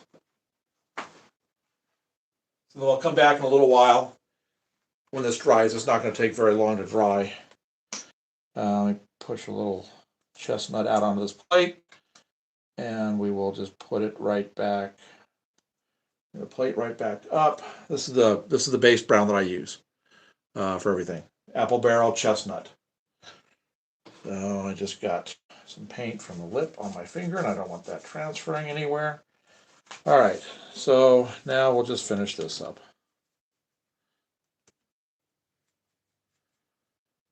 This is a white shelf. That's why I had a harder time here than I did here. Getting it to cover. It was a finished shelf, so it had that slickness to it. So this is like 3 coats of paint here. This is like just a little, a full coat and then a quick coat to get it. All right. While it's drying, I'll get between the tracks. That's a little harder to do because of their narrowness, but it will be fine. I'll just change the size of the brush I'm using.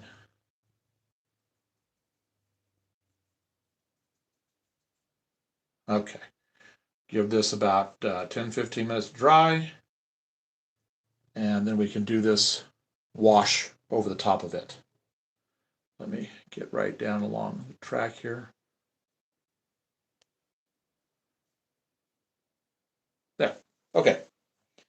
Clean this brush out. Get a little thinner of a brush. And we'll start working between. I'm not going to worry about this right here because that's going to be between ballast and the sand. It's not going to be, you're not going to notice it. So I will just start. Let's see. I'll aim back here just a little bit. Put it more on the curve. Okay.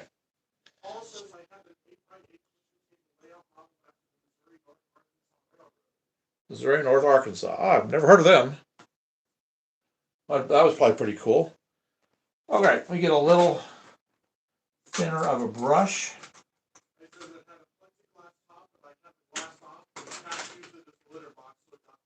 Cats use it as a litter box.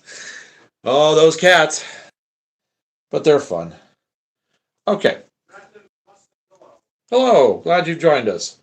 We're just doing some scenery right now while we're waiting for some ties to dry so we can do an engine test on the track that we worked on today.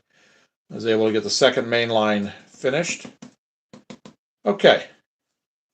So I'm going to put that right there. I'm sorry if I have to reach across every now and then. I'll try to get this so you can see it.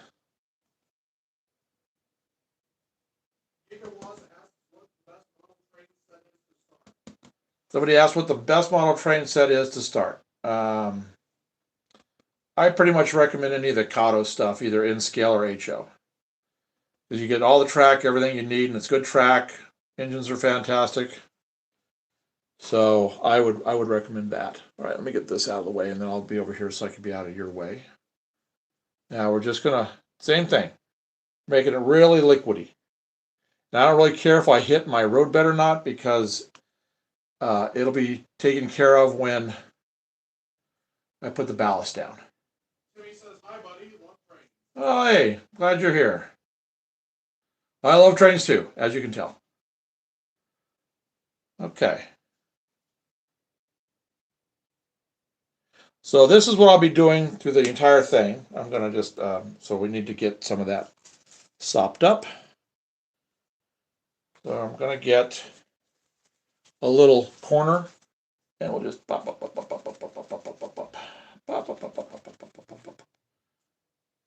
Have to have sound effects. There we go. Perfect. That's exactly what I want. So I'll get this other one done and then we'll come back here in a little while and we'll get that. And then when we do the next live one, I'll take we're going to be doing that station, build the station. While we're waiting for some glues to dry, I'll come up here and we'll actually landscape this area up here. So you'll be able to see how the processes I do to do that.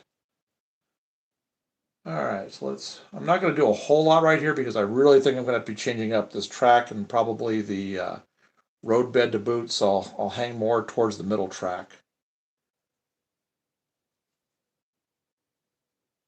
Okay. Paul says I don't model N anymore. At my age, I run O gauge now. Oh, so he doesn't model N anymore. At his age, he does O gauge instead of N. That's quite the jump going from N to O, but I understand completely. Okay. So just about got that. There we are. And then I'll get a close-up and you guys will be able to see the how those varying colors are really starting to come out now. So we're going to just fold this over again, get a little tip to it, like that. And then we'll just right in between, just dab and dab, dab, dab, dab, dab, dab, dab, dab, dab, dab, dab, dab, dab, dab, dab, dab, dab, dab, dab, dab. There we go. Okay. So I'll get in here and I'll see if I can't get a close up. So you can see how I've got like these puddles forming right here. And I want that because if you look out in nature, water runs, you get dirt creating puddles and stuff. So you'll have varying colors just like this. That's how simple that was. Base color really wet, come in, thin it with just some water, and then come back over the top and dab up all the excess. And that's all you have to do that. What this will do is this is going to give you an undercoat for doing all of this, to where if you miss putting your scenery in areas, which, let me see here, I'll find a spot. Usually it's like right next to the tracks. I've got some spots right here where you can see the red coming through. I've got some areas here. We come down, let's see here. Here you can see like here's some of the red coming through right here, some of the tan coming through right here, and it gives you some great color in addition to your landscape material. And so you don't have to be perfect. This way you can just sprinkle your stuff. If you don't get it all completely covered, you don't have bare wood looking at you right here. So that's what I do. So this will be all done that way. All the way down. I'll do all of this. We'll do all of this, the whole area over here. And we'll get this back area back here as soon as it dries. It's getting pretty close now. Probably be able to finish this up here pretty shortly. So, but in the meantime, all of my joints down here should be dry now. So we're going to make sure we don't have any dead spots with paint on the rails. So we're going to run the train through, make sure everything's good, and we're staying on top of it all. Okay, so let's get this off the track, and then we'll follow this around again. All right, and the power's on. So here we go. Oops. Oh, that'd be pretty good. Yeah, you could do that by just putting tunnels in the walls. My dad did that in the basement, so you could go from room to room. All right, let's do this. Let's get this going. And see if any of the areas I painted have caused any electrical issues. Any dead spots. We'll be able to hear like a drag. And coming up on the first. No, it's fine. There would be the second. Coming up. Nope, it's all right. Sounds fine. Sounds fine. Sounds fine.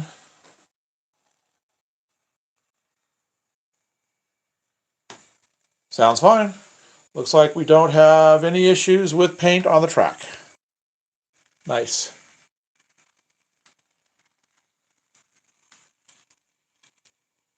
Don't hear anything. I'm going to stop it and make sure all my wheels are looking good. Nothing is off. Hard to tell on N-Scale sometimes. Nope, they're all riding right on the top of the rail. Okay, so that worked perfectly. Paint's on. So all of our little, and as you can see, the ties are already starting to dry darker. They're not as bright as they were. They're starting to blend in with the rest of the rail, so that when you get to something like this is a joint right here that's in the ballast. You can't even tell this will dry up the same exact way. As you can see, the nail virtually disappears. You can just barely tell. You have to get down kind of low and look for the raised part. But if you look straight down, it's going to be hard to find the nails. So that's, we're getting what we need to be done over here, over on the new section that I've got done over here. Now, I do have to take this track out right here. This is going to be coming out probably next week because I was just stupid and I put the joint right here. I was trying to stretch out my track and make it all work as much as I possibly could. And I do have issues right here. So just like this back one, I'll be starting about right here. We'll cut and we'll put a new piece right here, and then I'll just redo the ballast. So it's just one of those things you got to do. All right, so we should be. Oh, thank you. All right, so this should be getting close to being dry. I'm not seeing. I'm going to give it just a couple more minutes here just to dry up. That's old dry paint, so I may not have been from this. But anyway, now you can really start to see these areas right here that I did between the tracks. So that's what I did over on the other side over there, and it just works perfectly. So I'm really happy with that. So I've just got to do this whole top area here, but I'm not going to do that today. Um, we've been at this for, whoops. I just want to get this back corner right here done, and then we'll give a tour of the layout. I'll just throw the engine on, let it run. I'll bring tomorrow or whatever day we do our other live feed, probably later this week, when I do the build on the station. I'll have my second power pack up here, and I'll have 2 tracks going. You guys will be able to watch 2 engines going around at once. We'll have one going one direction, one going the other way. So that'll be fun. That'll be a first. That'll be the first time I'll have been able to have done that because we've got this second main line in today. It's always good when you can get a main line complete. So I'm really pleased with that. So trying to speed things along a little bit. Acrylic's quick. So if this was oil, I'd be waiting until tomorrow to do what I'm going to do. So, but you can see right here how nice this works with the sand. I'll get a close up. This is a good spot right here. You can see what the sand does right up next to your carved. I had to take this out because I had to redo this area right here when I put the curve in. So I had to cut everything back, and I'll obviously build this back up, but you can really see how nicely that looks. What time? Race time. Yeah, it'll be pretty soon. We'll have them going, because I'll have 2 going one direction and 1 going the other. So, yeah, it'll be pretty fun. So that's, we did a lot today. We got a lot accomplished. Wow. Boy, we've had this live feed going for 3 hours and 16 minutes now. But that's really, think about it, that's not bad. I mean, I had to paint track.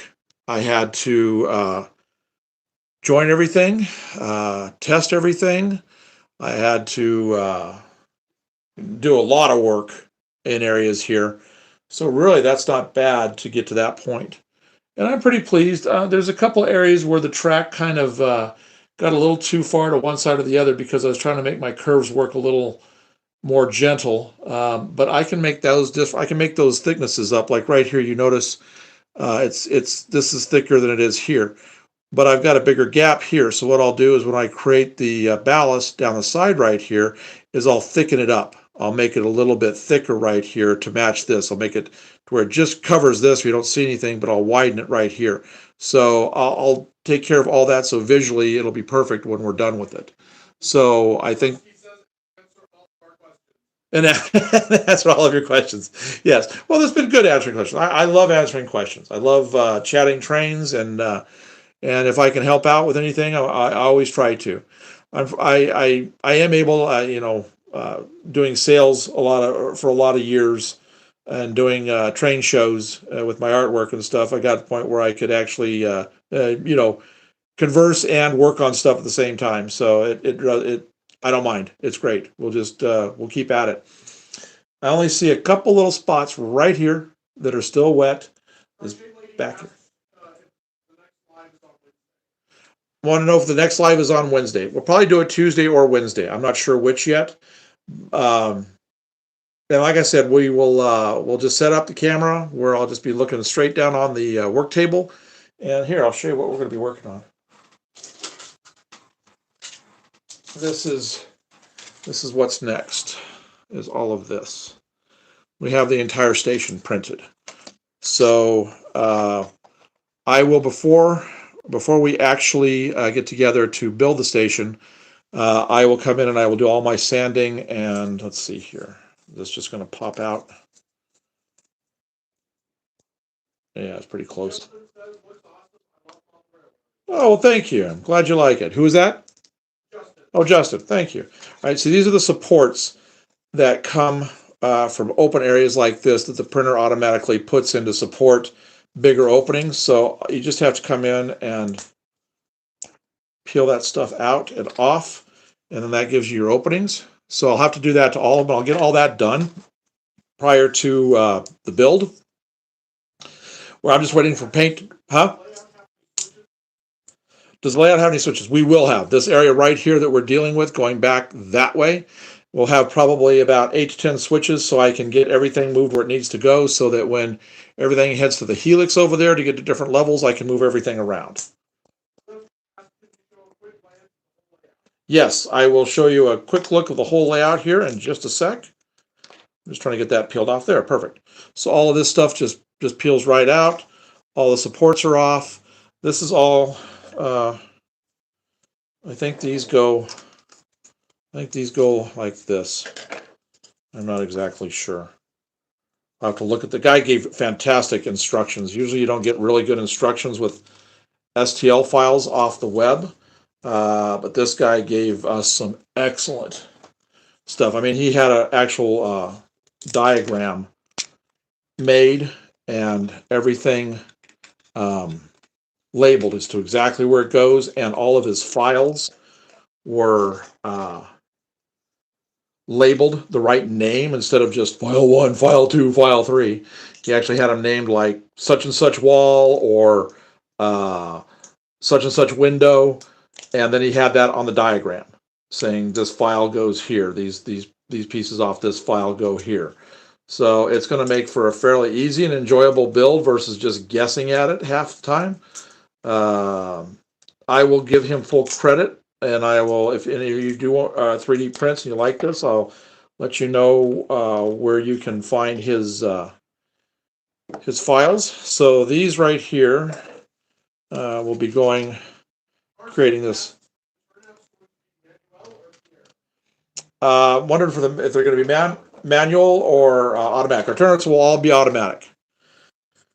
I'll have little switches along the face, and I'll also have a control board that'll have if I just want to sit down to do it. But wherever there's a switch, we'll have wherever there's a turnout, there'll be a switch on the fascia that if I'm just switching back and forth, I can operate it right there as well.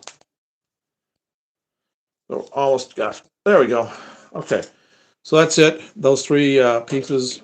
I've got to do the filing to get the trim done, this stuff done, and then we'll be ready to go. This has got a great brick pattern to it. I'm going to leave it really rough so that when I paint it and I do the weathering on it, it's going to give me a really great effect. So this is what we're going to do next. We're going to build this big station. All right. So while we're waiting for that stuff to dry, somebody asked if I would give an overall look at the layout again, and I will do that. Let me get this trash off here. I can still see a few little wet spots right there, and I don't want any when I get ready to put that khaki paint on there. Okay, I'm going to go to the outside, and I'll shoot back in. Okay, so we'll give you a quick tour of all of it. This is where this shelf's all going to come out of here. All this stuff, all this HO stuff's going back down to my mom. We'll be putting all that stuff up for sale. This is where the massive helix is going to go. That's going to feed into our elevated track, our pink level, and our lower level, and down to our lower level down here. So this is all going to be city right here. All of this is going to be city, and you'll see what we're going to have. This is going to be all skyscrapers. These shelves will all be out of here. All of these kits will be gone. We're going to move all of our lights up to this level up here. All of these lights are going to go all up high. So this will be all lined with buildings all the way across. Big, huge city. That'll be coming over here. Here's one of our skyscrapers right here. We'll be doing 20 different types of these throughout the layout, along with mid-range sizes and ones that are much taller. The station and this big one will be sitting over the tracks right here. Then all of the rest of the big city will be coming down here. Shelf gone, lights up. Here's our elevated track that we have right here that we'll be working on. I'm moving this track over a little bit, putting a second track on here. So I've got a double elevated main that's going to go through here with the road underneath with all the cars. So that the trains come through here. This is our jump track that we've been working on. This is the main line that we just did today that we were working on. So if you want to get an idea of where this was in the layout, it's right here. This is the curve we were on. So this is my triple main line. This is also basically what I'm going to consider my staging for the entire layout. This is where I'll start operating, getting trains where I want them to go and how I want them to head out into the helix and to wherever they're going to head to. Oh, they can look back. Right here on the front, we are going to have an area that's going to drop down It's probably I'm going to build it out just a little bit further to this level right here. Then it's going to drop down, and we're going to have a monstrous grain bulk ship right here, like they use on the Great Lakes. It'll be probably about 3 feet long, and it'll be silos all lined up here with a loading facility. That'll be really cool from either side that you look at it along this front fascia right here. And when we get that built, we'll have the plug-ins. So when you guys come by for visits, if you're in the area, you can operate trains with us, and we'll just have it all set up so you can. So down below, when we get down to the lower level right here, this is all going to be mountain back here in this corner, all lit up from underneath. And over here will be tons and tons of industry. And then right here we'll have a huge station that'll match, be bigger than this station, but it'll be my point-to-point for my stations for the passenger service. So that'll be right here. Then we'll have a dog bone right here that's going to loop back around and come back through here, hit a few industries. Then it'll join back into one track and hit the helix and head up. So there is, let me stand back a little bit. I'll give you dimensions. 7 foot, 9 foot, 7 foot, 9 foot. So 9 by 7, 63 square feet is what we've got. And again, like we talked about earlier, all in, everything you see here, not counting rolling stock, but everything else, all the scenery, all the benchwork, everything, between $400 to $450, and that includes all of the filament for all of the buildings that we've done. So that's not bad. That's track everything. So we're into this about $400 to $450 right now at this stage. Like I said, I'll probably be able to get this whole thing done for about $1,000 to $1,500, and that'll be both levels completely done. Anybody can do that. It's not like we have any special connections for anything. We don't. We just find good stuff at train shows, or I wait for stuff to go on sale. So anybody can do something like this at that price. You just have to look around. Just have to look around and find it. We'll be doing full window treatments to all the windows. There'll be shades on every single window. They'll be lit. We'll have great colors on every single skyscraper will be that way. Again, time frame, I'm hoping about we've been at this for 4.5 months. So I'm hoping to have the upper level, for the most part, wrapped up within a year total time, so 8 months, and then add about another 4 months to get the bottom level done. So that's what we're hoping to do. So let me see if this is dry yet. This is dry, so I can go ahead and finish the fade out over here. So let's get that set up right there, and then we'll finish that up right there. All right. So I've still got, this is still, because I put so much water on there, this is still pretty wet. There's my brush. Here's the water. I'll put the water right there. So, yep, that's dry. At least enough, anyway. No, this is not it. That's the wrong thing. That's for the base coat. I need the top coat. I just keep waters, different cups for different colors, so I don't have to keep changing things out. So I have a bunch of just cups around everywhere that have different colors in them.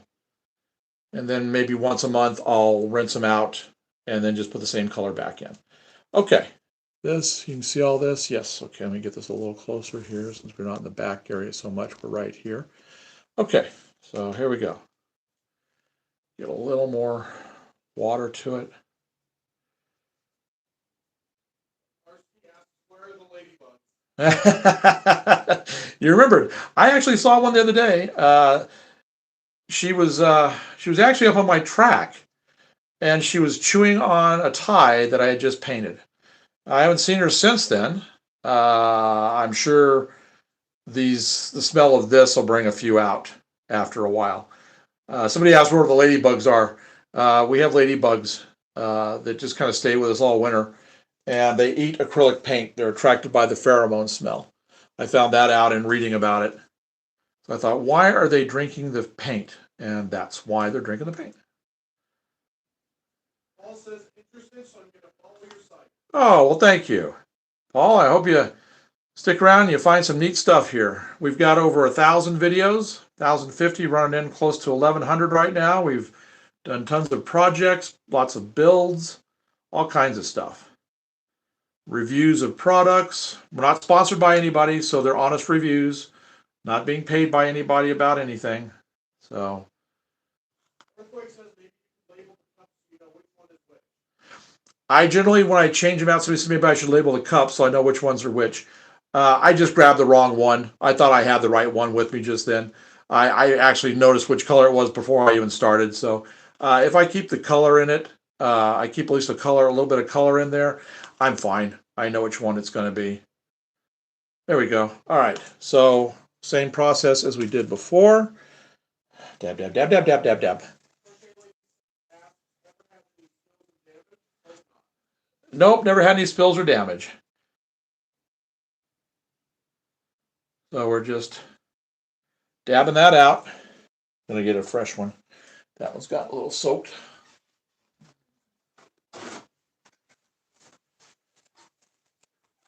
And some white of the shelf came through, and that's fine. If that's only there in a few spots, that's all right. I can live with that. So we're just gonna do some little touchings right here, like that. And if I don't like it, I'll come back in with the base tone tomorrow after everything is dried, and I'll probably put the base tone back in. But this is fine. And I didn't get any spatter up on the thing. And I don't mind it being more of the solid color up next to the rock. It gives you more of a shadow feel if I don't get all of the area covered with the landscape material.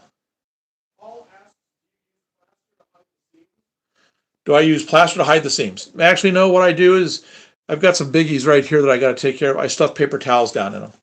And then by the time I get done putting the paint over the top and putting the landscaping material, you'll never know. Let's see here. Let me see if I can show you. This right here, I had a big seam right here. And all I did was stuff paper towels down in it and then put my stuff over it. You can't even tell. So that's how I do it. I try to make things as simple as possible. Okay, so I think we are getting close to, I'm tired now. I started working before I came on today with painting, track, and soldering. Soldering all this stuff, stripping the wires. What we'll do is I'll, next one next live feeds, maybe next weekend, I'll have this track ready to go. So I'll show how I get the wires stripped, get them up here. I'll show how to do tinning, T-I-N-N-I-N-G of wire for soldering. We'll do that somewhere right along here. I've got my leads down here, so now I can just hook my feed down into it and we're off and running. So I'm just going to turn this guy on right here, let him run around while we're doing wrap up. So let me get. It kind of looks like someone's about to do some construction work around the track. Yeah, we are. Let me get this set up here.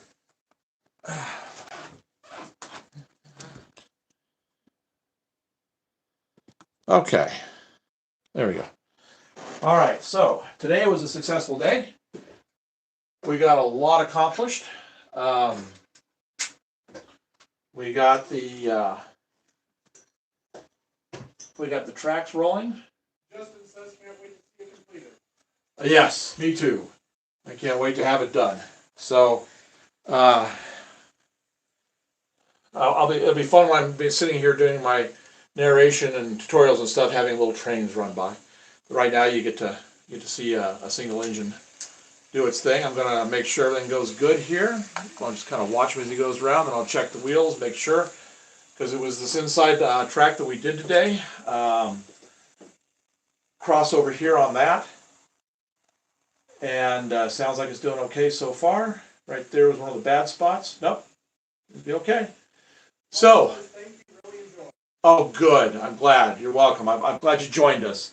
And thank you to all that have been here and subscribed today and support us with comments and with the little awards and stuff. That was greatly appreciated. We'll put it to good use into the layout. We'll get something for the layout. That's all I'm going to do any of that for.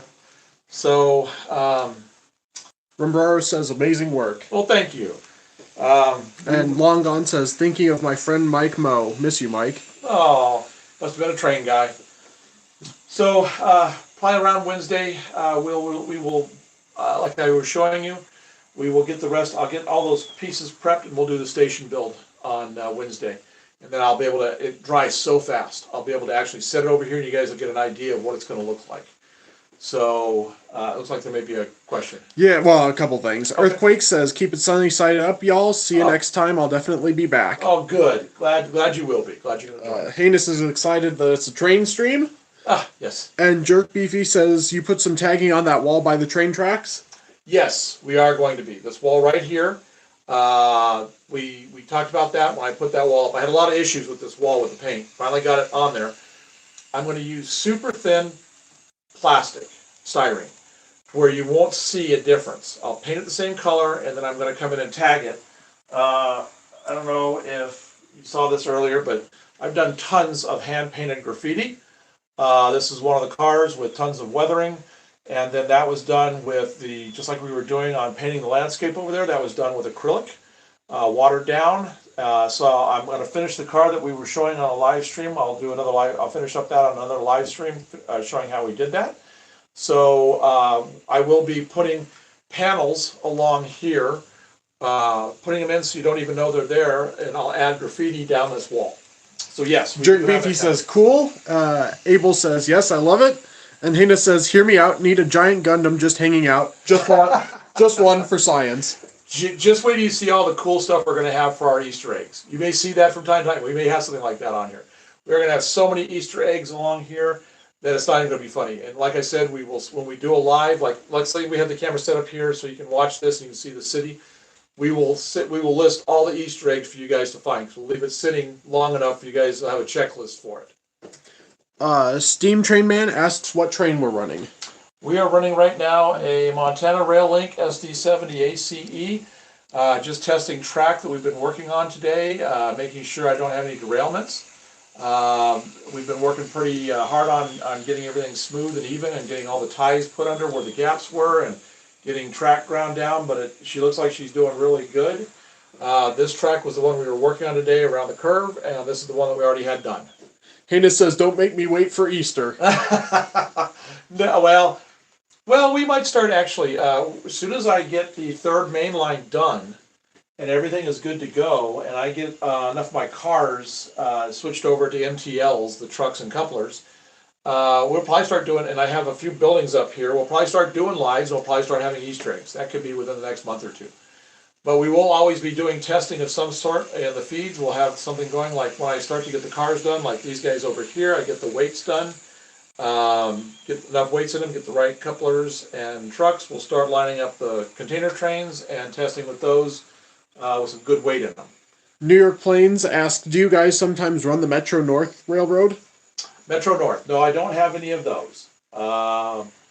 We might be getting the Metro in Chicago. Our main passenger that we're going to be running here pretty soon, because I've got the engines for them, is the Surfliner, which is this one, and the other one that I have over there. And we'll be getting the Surfliner cars, and that'll be our main passenger to start off with, and then we'll get some Amtrak, and we'll see what we add on from that point on. Theodore says, outstanding. Thank you. And yes, this is N scale, Gregory. Yes, yes it is. So it sounds like it's doing good. Oh, that's you whistling. Huh? That's you whistling. Oh, I know. I thought, is my engine whistling? No, my nose is so full. That's funny. Okay, everyone. So look for us probably around Wednesday doing a build. We'll probably start in the morning again. New Year's Eve day. We'll probably start in the morning again. We'll get through building almost the entire building. Oh, Diane just sent a New Year's Eve 2026. Oh, 260 joules. Thank you. Thank you, Diane. So we'll get the station built. We'll get this. This track, this inner track finished, and we'll probably show what the station is going to look like back here in the corner, and of course test runs. And I'll bring up the other power packs so we can run a couple of tracks at the same time. Paltry says, hello, that little train is adorable. Oh, well, thank you. And Mr. Neon asks, what scale is cheaper to start? N-scale by and large is cheaper than HO is. That little engine you see right there was about $80, $90. In that range, you can get those. Comparable is about 150 to 200 bucks, so it's almost about half price. Robbie says, from Lafayette, Louisiana with love. Oh, well, thank you. Thank you. So, I am going to do some work between now and then, but when we come back on Wednesday, I'll show you what's done. You're not going to miss a whole lot. This is just grunt work that's got to be done that would bore you guys to death. So we'll get that done, and then we'll get into the parts where I can do runnings and stuff like that. So Matthew says, that's cool. Paltry says, they're all expensive. What do you mean? yeah, in comparison to what they used to be. I remember back in the day, back in the 70s, when I go with my dad down to the hobby shop, we'd pay $17 for an engine. And that would be a top-of-the-line engine back then. So, forgive me, I'm just watching this as it goes around. I'm checking it because of all these areas that we worked on today. I'm making sure I don't see it coming, derailing or having any wobble issues or anything like that. I'm not ignoring you guys. We're actually really testing right now. Carol says, I'm a train enthusiast. I like your trains. Thank you. Earthquake says, with love from Caldwell, Ohio. Oh, you're not too far from us. Neon says, thanks from Puerto Rico. Oh, well, you're a little far from us. But thank you for being here. Joseph is from Buffalo, New York. Oh, been through there. Let's see. Very nice place. Joseph asks, is this your own made-up city? Yes, this is my own made-up city, but we're actually using STL files for buildings this guy did of famous buildings from around the United States and the world. So we're actually making a conglomeration of a lot of stuff that will be, so you may recognize a building like maybe your own home city might have it. We're just going to be putting it in here. We're picking ones that we really like and we like the look of, and so that's what we're doing. Rose says, love the setup. Thank you. Robbie says, back in the 90s, the model cars were $9, now they're $30. I still build them. Yeah. Oh, I build the kits all the time. I've got a whole bunch of roundhouse kits down here in N-scale that I bought at the last train show. They're not the ready to run stuff, and I'm going to put those together, weather them, put graffiti on them. I've got a set of 7 BNSF 60-foot high cubes that'll get the full treatment, but I got to put them together. I love putting them together. So it's just part of the hobby. Carol says, my grandparents had a model train that ran on real steam. Yeah. Yep. I had a friend in Albuquerque that had the same thing. You'd have to fire it up. Anthony says, hello. Hello. Joseph says, awesome, I like that idea. Yeah. Paltry says, my father's entertaining the Northern Main lines from the 80s when he was a kid. If he's got all the trains for it, it's really cool. Yeah, that would be good. That would be good. Carrie asks, do they make a talking car for the Polar Express train? A talking car? I don't know. All I've seen is the sets, but I've never seen one actually operating. So I don't know. And the train locomotive that you saw running is the Montana Rail Link SD70 ACE. Yep. And we'll have a couple of them running. I've got a couple over here that we'll be testing with on Wednesday that I didn't pull out today and use. I've got the Union Pacific Spirit, and we've got the Surfliner V-Track Smart with the hand on it. It's a beautiful engine. So we'll be running those on Wednesday when we're doing testing, because I'm going to have all 3 tracks running at once, because we'll have this inter-track done, so we'll be having engines running everywhere. So it'll be an interesting day on Wednesday, in addition to doing the station build. That would be Norfolk Southern, Paltry. Okay. Thornaby says, hi from the UK, I love your layout. Oh, well, thank you. I'm glad you joined us. Love the UK. We watched the, what is the Oh, yeah. the live feed from the UK. It's got UK rail like 8, cams. 9, it's like the virtual rail, but it's in the UK, and it's got fantastic. I watched that a lot. I just can't think of I think it was like Railfan UK or something like that. So we watch a lot of those videos. We watch a lot of those live ones there. Neon asks where to buy stuff like this. I get most of mine from train shows or off of Facebook Marketplace, but hobby shops will have good deals from time to time. But most of everything you see here, we've either 3D printed ourselves, like the big stuff behind me, or I've gotten from the train shows. Joseph asks, how many can you run at once? You can probably just pretty much, as long as you've got the power source, you can probably do just about as many as you want to do. I plan on running probably 3 engine consists with, now that I've got the Helix coming in and being able to do both levels here, we're probably going to be doing between 20 and 30 cars. maybe a little more. Our passenger trains will probably be anywhere from 8 to 10. This is USA, Jacobs. Let's see. Paul says, I'm in Romulus, Michigan, but have been a railroader for years and now in my 70s. Oh, okay. Comrie Glad you says, joined us. can you show us the whole train setup? Well, Yep. here is Where the where the city will be. You can see Yep. there's the This is Montana where Rail we've Link. been working on these 3 main lines right here. This is the first of our huge towers of 20 towers. We're going to be doing the station. It's going to be right behind me. This is all going to be a huge city. We're getting rid of all these shelves, taking the lights up. We're going to have overpasses coming over everything. This area right down here that we've been working on today, where the track has been, this jump area, it's going to have a huge grain ship on the side facing away over there for grain unloading. Abel says, I'm looking forward to Wednesday from Blythe, California. Oh, well, good. I'm glad you're going to join us. Jason says, Jason from Delaware, I'm new to the train, but with age I've begun to see the beauty in trains. I'll be watching your channel in the future. I find it very informative. Oh, well, thank you. Thank you. And like we said, I've been in trains myself this whole time. I've got my drawings back here. I did all of the original artwork that you see. I showed. I've done about 140 pieces so far, and well, I can't do any more because of the eyes.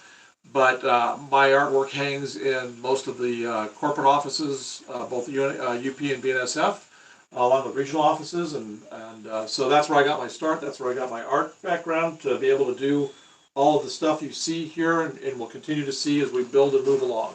Brandon says, hello from Kentucky. Do you have any Norfolk and Southern coal trains? No Norfolk and Southern coal trains yet, but we are going to be getting a lot of Norfolk Southern stuff. We're going to be getting a lot of the special stuff they've done, the heritage units, and we'll be getting, I hope pretty soon they come out with that new set that they did for the Christmas train. Those 2 engines they've got painted up with that new beautiful paint scheme, so we're hoping to get that. This is all down the line right now. We're on a major budget on this. Like I've said, we've only spent about $400 to $450 on everything, not counting rolling stock and engines. All the buildings, all the bench work, all the track, all of that. So we're trying to do this entire build. At the end, we will lay out how much we have spent completely, but we're trying to do this entire build, everything, both levels, for about $1,000 to $1,200 to show people you don't have to spend a fortune to have a really cool layout and be able to do a lot of stuff. Because by the time we get done with this city with literally hundreds of buildings, we'll be into it. Yes.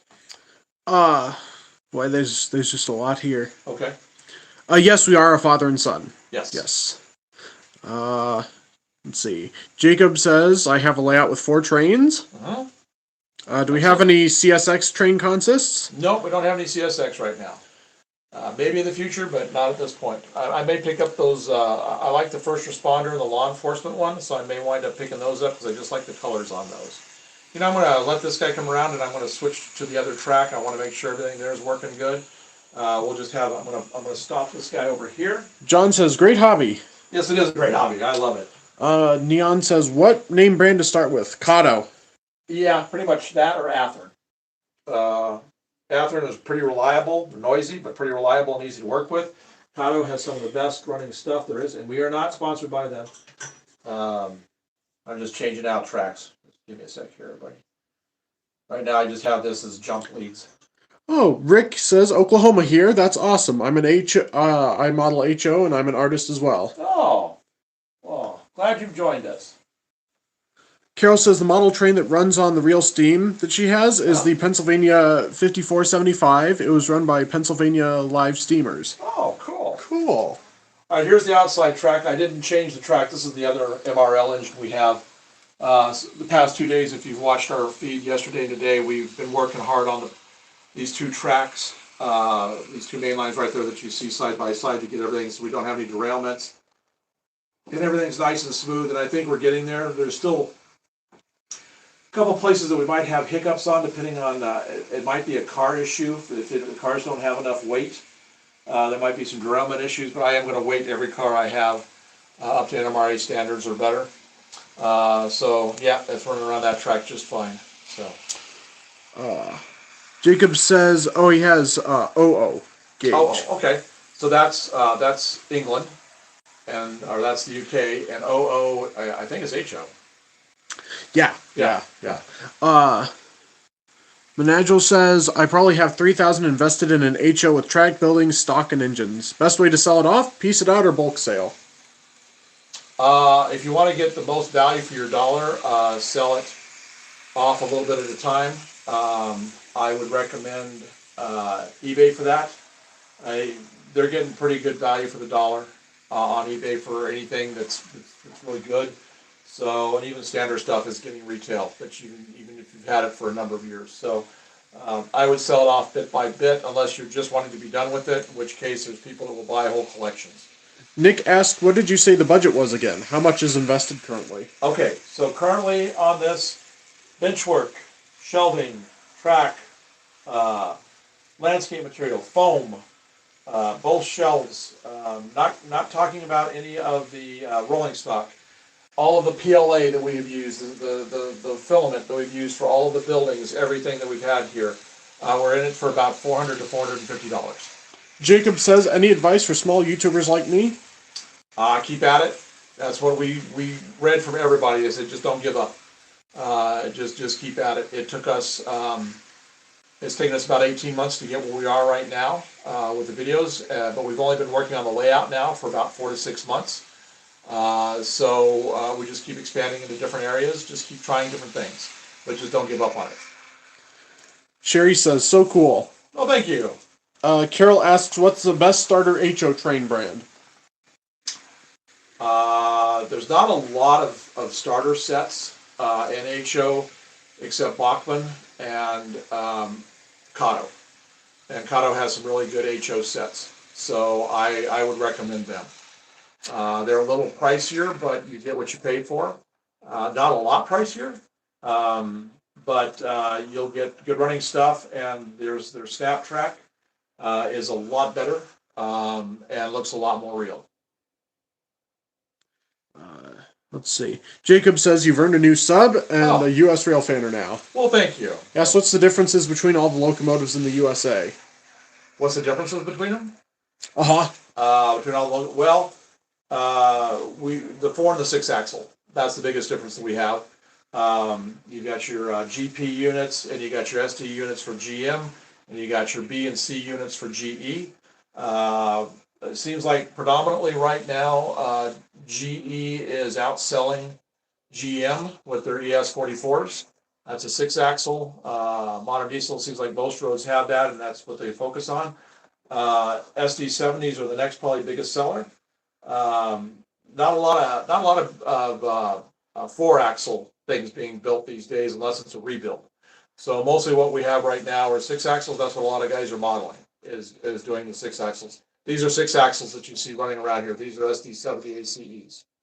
Arsky says BLI has the new Atlanta and Birmingham NS Heritage on pre-order. Yeah. That's a beautiful one. Yes. Yeah, that's a good one to get. Yeah, we definitely got to look at that. Yeah, I definitely want to get most of the Heritage units. I like the more unusual stuff. I love Montana Rail Link, always have. That's why you're going to see, this is probably going to be one of the few just like standard. I'll get a couple of BNSF, a couple of UP, definitely some Norfolk Southern standard units.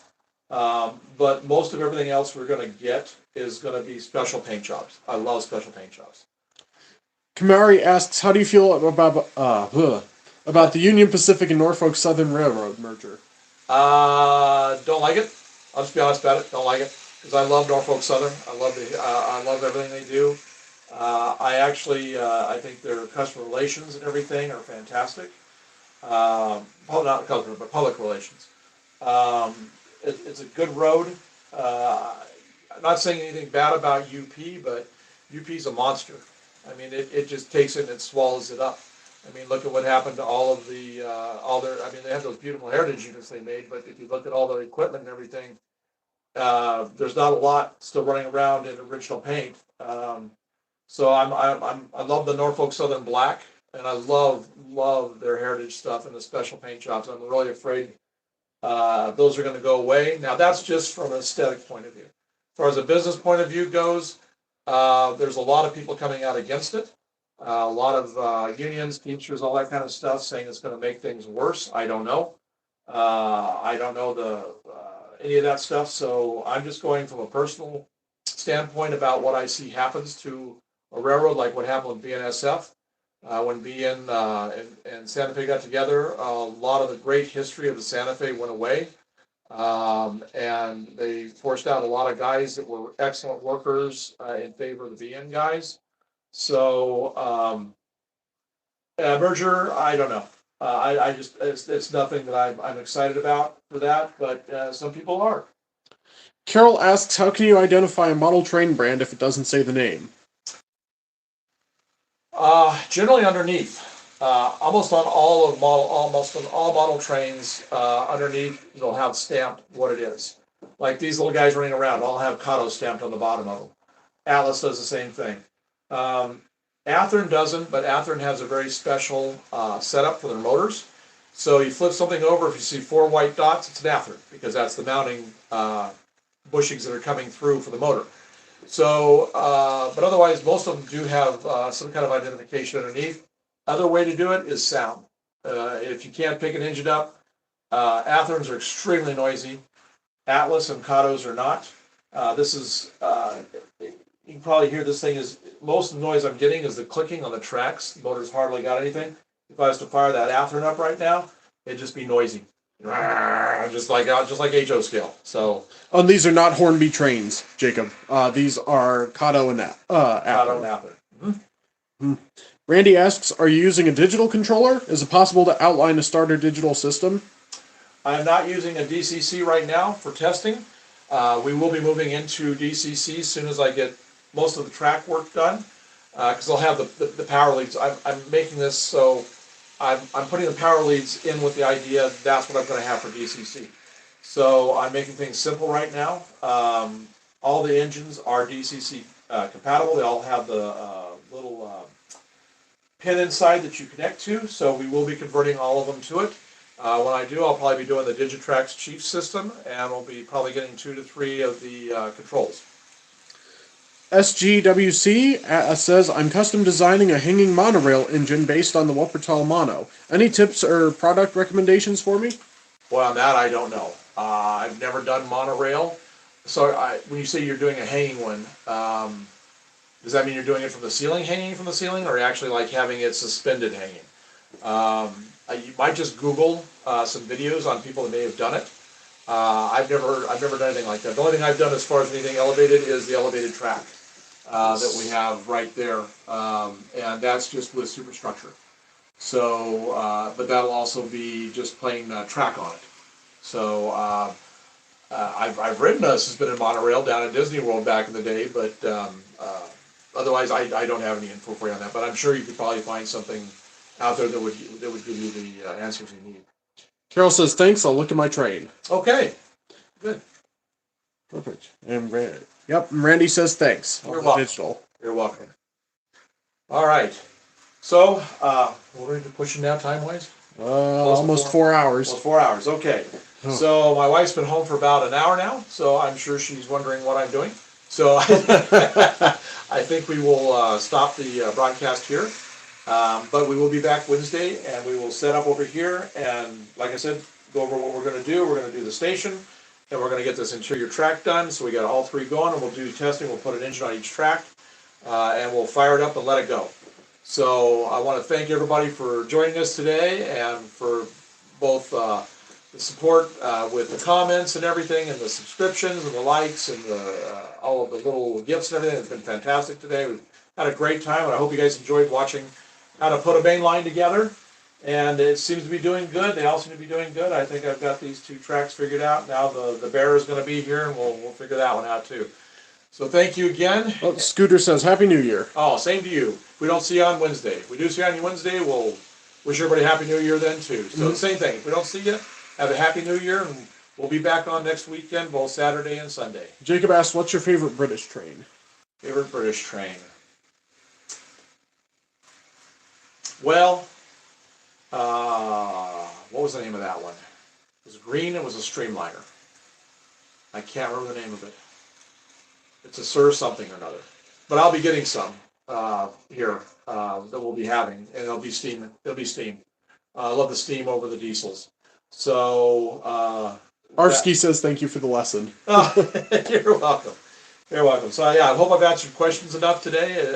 Not enough, but I mean in detail enough so that it did answer any questions you might have for your own layouts.